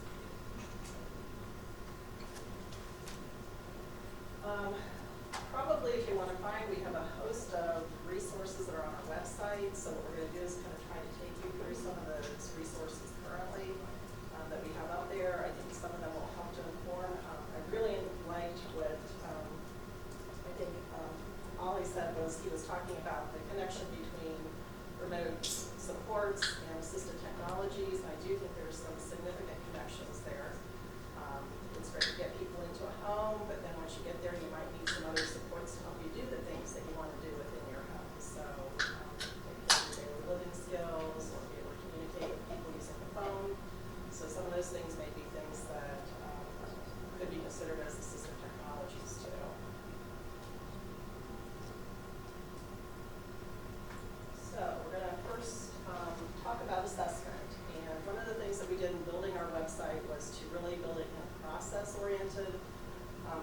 so we have put in there drop downs that are the things that we get the most frequent calls for, and things that kind of take you through the whole process of how you should be making those decisions. So I think to reference Ken this morning talked a lot about focusing on needs and not the equipment, but thinking about the needs first and then linking those needs to the technologies that might support those needs. So we show up here two models that we often use when we're thinking about assessments. We think about either the SET framework, which is what we oftentimes use in the schools. So we think about the student, their environment, their tasks, and then the technology. So three things come before we even start thinking about the technology. Or for adults, oftentimes we talk about the HAT model, which is very similar. And you can see the parallels there between human activity, AT, and context is really your environment. So it's always looking at those things and trying to figure out how those things are going to wrap around all of the technology that we think can support something.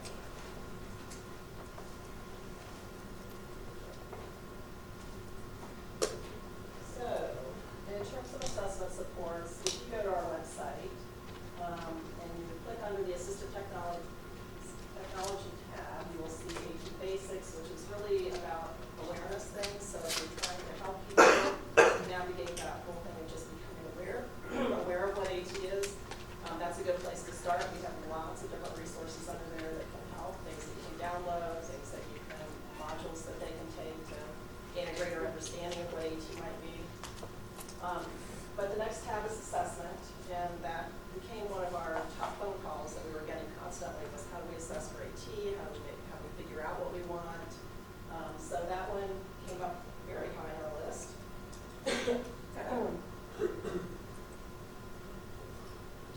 So when you click into the AT assessment portion, again, there's lots of resources to help you with the assessment process. So hopefully you're using some type of a process when you're making decisions about the AT that will wrap into your remote supports.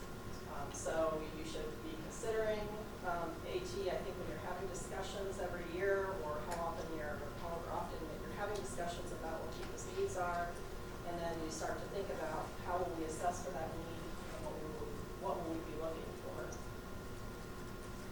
So a couple things. We have general AT assessment frameworks, which is really those resources that are linked to the SET framework and the HAT framework. So if you're looking for forms to help you with those things, you can find forms under that area. We have mobile device apps and assessment tools. That became very popular at one point in time, still I think is very much so. It's a mainstream technology. There were lots of apps that were then created for the disability community. So really, again, thinking through, how are we making those determinations? Are we doing it because we saw somebody else use it and we think that it would be helpful to us? Or are we going through some type of a systematic process where we're really thinking about what are the person's needs, what environments are they going to be in, what kinds of technology features would best match those needs, and are those features contained in the apps and the mobile device? So when we think of, like Jen saying, like, this is something that we looked at, we studied, we were getting phone calls. Can somebody come out and do an AT assessment, AT assessment? There's not that many people doing AT assessment, so if you want to hire somebody out, there's not that resource out there. So we're looking at, we need to push something out. So what's important is we think technology first, right? And we were talking assistive technology. Here's the resources we're talking about that can get you to, you need to assess, right? We have to assess first in this place, because it's not about the technology, it's about the need and the match. And so, and there's other places, so what we've tried to pull as many of that and those into the site as possible.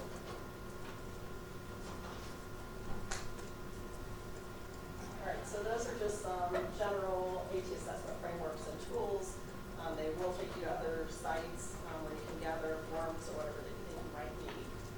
It gives you a lot of different options and a lot of different things that you might be thinking about. So, AT can cover a wide range of things. It can be for reading, it can be for writing, it can be for organizing yourself, it can be for managing your daily living skills, your communication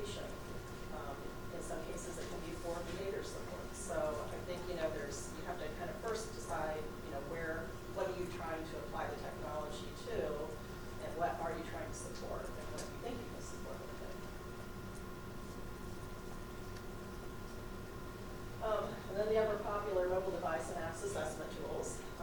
Again, people are very interested in these. They can help you work through the process of thinking about whether an app is appropriate. It can help you go through all the different features that are in the app and see if it's actually matched to your person's needs. So I think all of those are good ways to look at either is a mobile device something that's useful to the person, and if the mobile device is useful, then what kind of apps would be useful. So both of those offer that option. This one is great for the parents, right? You'll probably get a lot of questions about which apps are great, and or parents will share that, and everybody starts to download that certain app, but it might not match. This is a great place for them to go and try to get a match for the app, not an app to get. All right, and then it's probably about 5 years.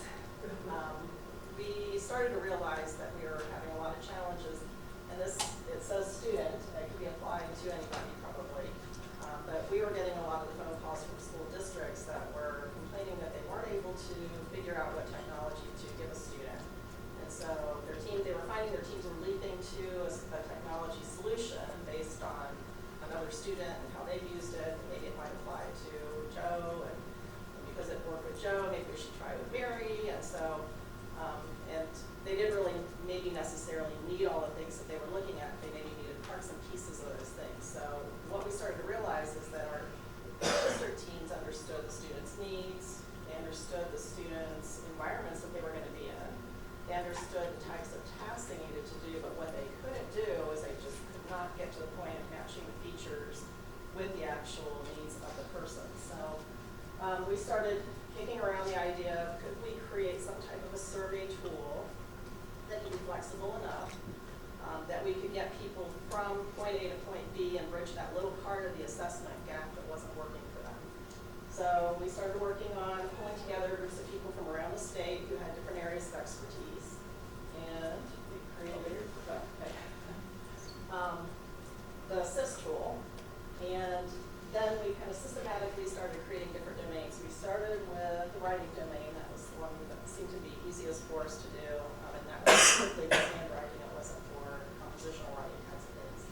And then we launched on to communication because that was a huge concern for people. They were constantly asking about people's communication needs and how we address those. So then we brought in a group of speech paths, and I don't think I've ever said it was like a year and a half or 2 years of people fighting in a room amongst themselves. Because they were all experts in their field, so they all had ideas about how the questions should be developed, and so it was really about paring down the questions, trying to make it reasonable, and then we also had to think about how long would a district actually sit there, or somebody sit there, whether it be a district or an individual with a disability or a family member, how long would they actually sit there and go through those questions? So we had to keep trying to make it reasonable, and figured that probably 10 minutes was about all we capture people for. So all of those domains are now available. This is an example of one of the questions. Jenny, all this available, so you can see that this would apply to more than just a student, right? You're addressing all of those areas, and we jokingly call this the spaghetti project because the logic model behind it is insane. But it's really helpful, and again, we always, and Jan's always thinking, we want to be the bridge that takes you to the getting to the place where people are stopping. And so this is one of the tools to help with that. Yeah, and I'm just going to take this back real quick. If you notice on the student dashboard here too, you can actually save things. So if you go through the survey, 1 year you can go back through the survey for another year, and then it'll keep your information. We don't keep any of the student identifying information. We just number them student 1, 2, 3, and 4. So it's up to the person who uses it to document who student 1, 2, 3, and 4 might be. And then you can also archive your people if you don't want them all up there that you have done things on. So an example, one of the questions, fairly simplistic, pretty broad. Again, we're not looking to make the perfect match. What we're doing is we're looking to make some matches of the technology features so that teams could have a discussion. Because the other issue is teams didn't even have the vocabulary to have the discussion. So if you can train the vocabulary and what those things mean, then you can have deeper conversations about things. So from that, after you've answered all the questions, then you get a printout of all the ways that you answered the questions. So it gives you the information of what you said. then after that, then you get a list of features. And so in this case, because we answered it, we got one of our features with color-coded cells to support recall. There's some words. You might wonder why those things are there. It was a communication device, so they were looking at like what kind of means would somebody use. Somebody was having some recall issues, they might need color-coded cells. Maybe you say, I don't know what color-coded cells are, so if I don't know what color-coded cells are, when you click on the icons that are beside the name of the feature, at the top you've got text that will drop down, which is what you're seeing there, which explains what it is. And sometimes it will explain some of the research behind it, sometimes it'll give you outside links that you can go to. You can also click on the picture, which that's what happened there. We clicked on that so the pictures show up too. So if I don't understand the text message that you've given me about it, then I can also look at picture examples of it. And in some cases, for the things that are actually kind of action-oriented, like word prediction or something like that, we'll also have a video in there, so there'll be a little video icon that you can click on to show what that looks like. So again, our thought was we're teaching.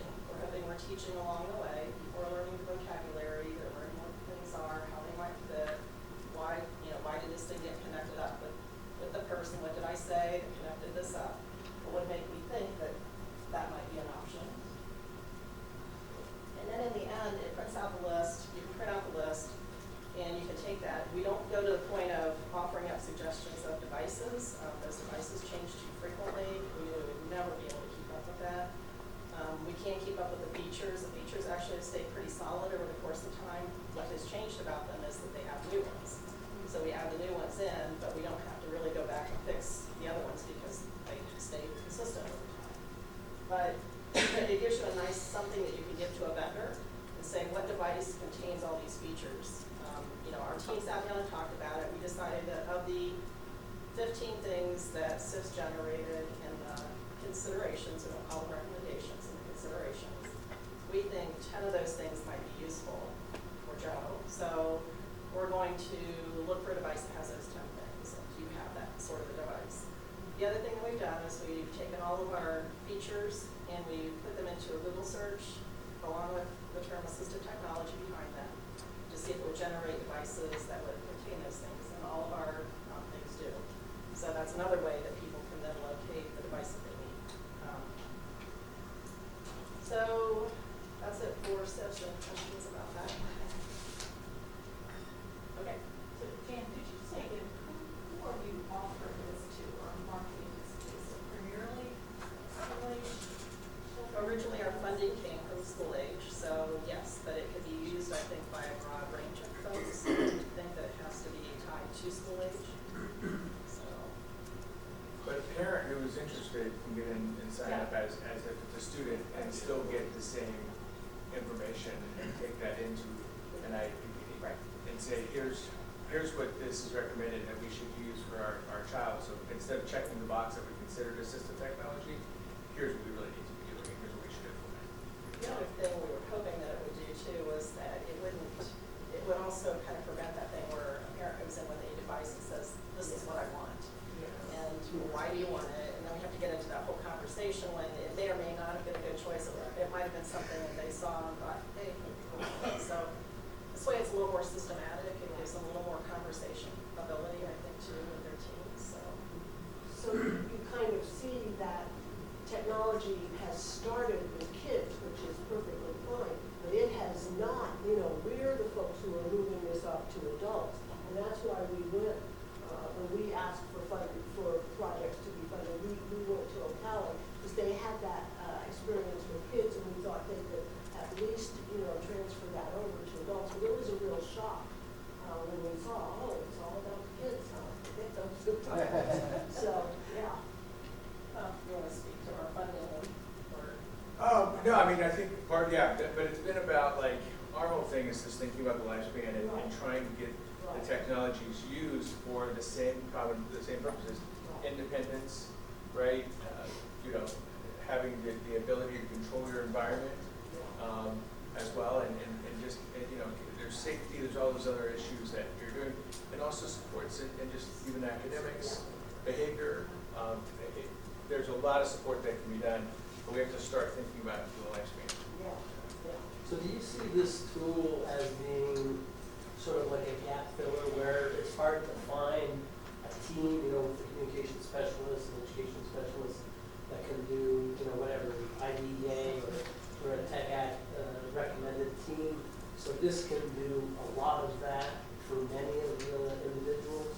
I would never want it to supplant a team. Right, And when you say that in the very beginning, when you check all the boxes and say you agree that you're gonna have a team involved, so, but I think what it does is if you have a team that's novice about looking at AT, that it can help prop them up and help them to learn what they need to learn, so, yeah, or a way to help prop up those teams and build capacity while you're at it.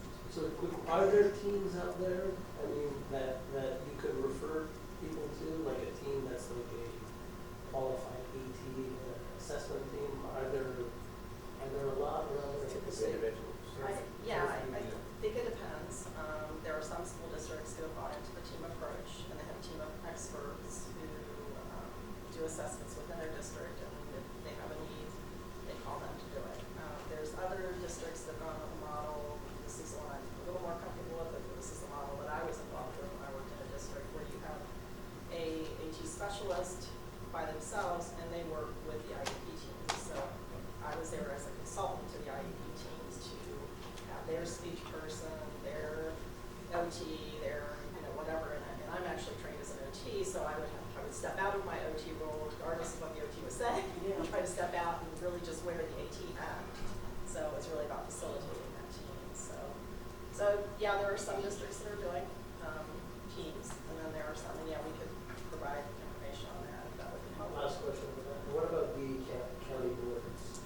But once you get into the adult age range, are there any? I don't know of adult AT teams. I know of some kid AT teams in the county boards where they have. A lot of counties that do, there's quite a few that are progressive that have, I'll just use Cuyahoga as an example. They have And they're the greatest. five, they have five, Yeah, and they have yeah. OT, PTs, they've got engineers, and then, they actually even have devices that they trial for like 30 days with that individual, and then they're trying to make sure that it's the right fit before we just say, here, we're just gonna throw this device in front of somebody. But they're really unusual, the level of expertise and dollars and staff that they put into it is incredible. Yeah, but It that's drops off sharply. I know, but that's the model, that's what we, That's what we would aspire to. I mean, that team has even come into other counties too to try to work with. Is that cool?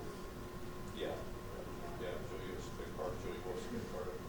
So yeah, finding your bright spots and growing things from your bright spots is the way to go. So, and I think there's also relationships to be had between the education system and the county boards too. I think, in terms of how I think they can fulfill a great function for the education system as well. So, yeah. Yeah, just like We'll fly through a few more of these. So there's tools in our lending library. You want to mention those? Yeah, evaluation tools. So if we have a lending library devices as well as books and assessment tools. So if you want assessment tools for AT, there's some kind of standard assessment tools. AT tools. Again, these things will help you select once you know what features you need. Able data, tech matrix, and then there's some app selection tools. So like this said, this one has 40,000 products with descriptions and information. All right, so if you come to the website, probably more, right? So each one of these, will get you to more information that you're looking for. And again, we're just trying to accelerate the professional development or the assessment, the tools that are at your disposal. Okay, so here's an example of some of the app selection tools. So Virgin Apps, Understood Temp Finder, Smart Apps for Kids, Apps for Children with Special Needs, Autism Apps, which is actually an app that searches for apps. So, all right. So then in your assessment process, you really should be doing some type of trials. People should try it out before you buy it. There's a lot of money probably if you do that, and we'll avoid device abandonment, which is a pretty real thing. So with their lending libraries, two examples up here are Kelly Lending Library and AT Ohio lending libraries. Both are statewide lending libraries. There are also 8 more statewide lending libraries that we discovered when we did the council agreement activity of looking for lending libraries, along with 65 total lending libraries across the state.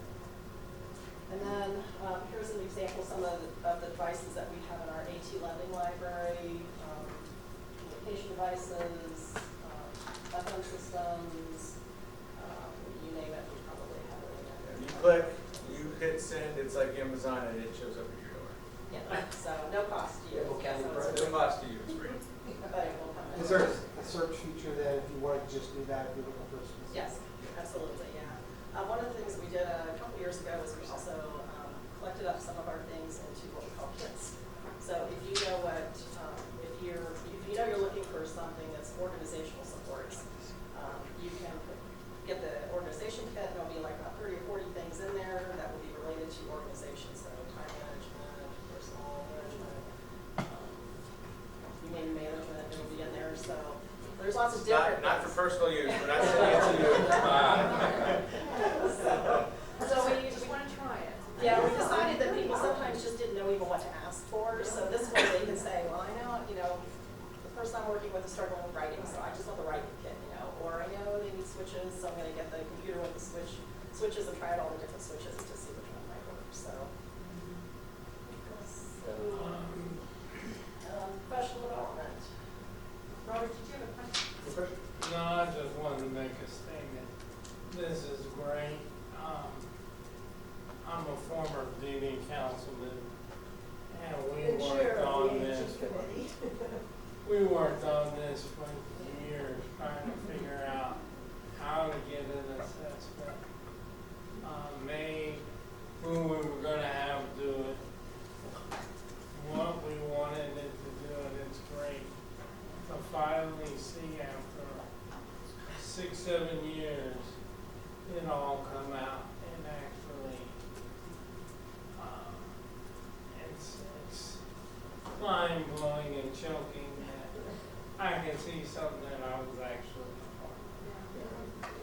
The fruits of your investment over many years. Yes. Yes. And I can see where a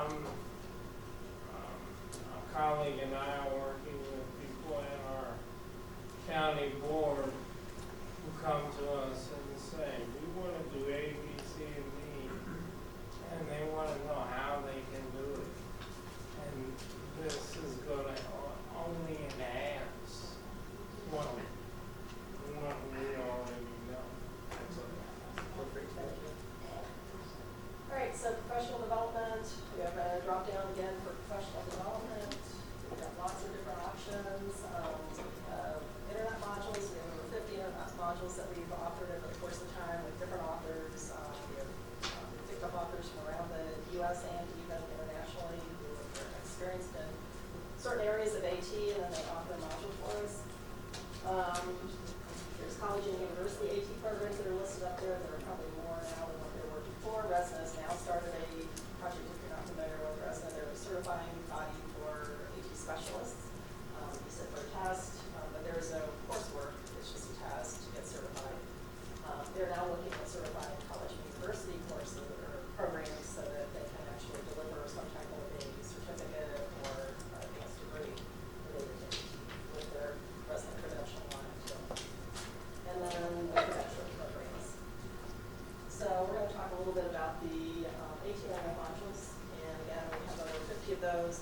There are probably 38 of them that are very focused on assessment and assessment in different areas. So if you're looking for assessment support and you know what area you're looking for that support in, I always suggest that people go through those modules that are related to that particular area. So again, if you're looking for organization, that's time management, go to the time management, organization, modules, read through that, get your forms, figure out what the process is, what the possibilities are, and then do your assessment after that.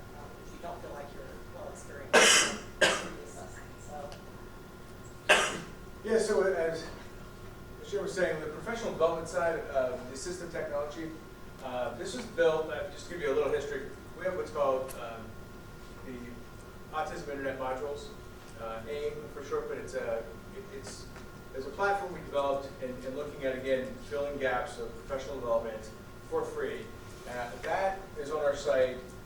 We, again, had authors from all around the U.S. In doing that, we have nearly 300,000 clients that use that site for professional development in, I don't know, 250 countries.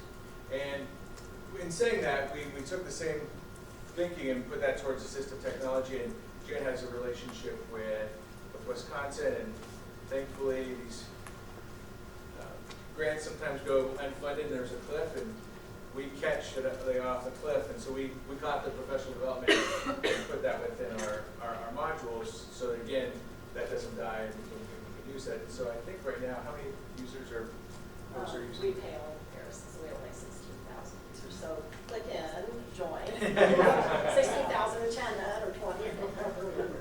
But and I do, it is one of those things I do believe that we'll see this more usage as technology is thought about, is going in there and getting this professional development. Are we offering courses? We are. Yeah, we have 5 courses. So if you want university credit through Ashland University, you get 1 credit hour. What we do is we bundle the modules together. So there's usually about 10 modules that you have to go through, and they pre and post test to them. I go through all the information that's in the modules. They're built with adult learning theory in mind. So there's lots of different videos and advanced organizers and glossaries and all kinds of things to support your learning along the way. Case studies. And it's really inexpensive. So if you do an EPD from a college perspective, like it's like $200 maybe. Yeah. So really inexpensive way to go and get some coursework done and get it off the site.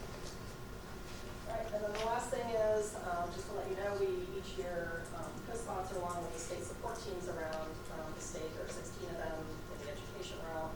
We co-sponsor the AT Conference and Vendor Fair. So those vendors that come would be across all areas of AT. And if you happen to be in one of those areas, it's a nice way to learn about AT. They're free. You'll get lunch out of it. Vendors pay for those things. So there's lots. Athens area, yeah. And we were saying, I think we talked about this, but our friends who are here today, right, I believe if they were in touch, if they are in touch with us, they could be a part of these regions. If that would be helpful, they could all be in one spot and show their wares with all the other assistive technology, so that we can hit a lot of the regions of the state, because they were saying it was hard to get. It sounds like all the meetings in front of people, they'll all be in the same spot, so I know you might want to make that connection as well. So we just thought, again, I know we just were flying through a lot of that, but we just want to show you that there is a lot of work out there in assessment and professional development and resources that are being shown around the state. And it's free and it's available. It's right off the shelf. That you can use. So, and again, I think for the committee itself, I think we need to look at Deliverables 4 and 5 and just consider what that means and the recommendations in the future. So, any questions? I wanted to say that they have worked up the list of the 65 living libraries, and we will have those out probably next week, so that the SSAs will have that available as they begin to do those family wrap-ups. And you know, Jamie, we'll send them to you as well. That'd be great. Yeah, because those are work. And they, we'll just send it to the whole committee, right? Short change it. So any questions? All right, thank you all. Good,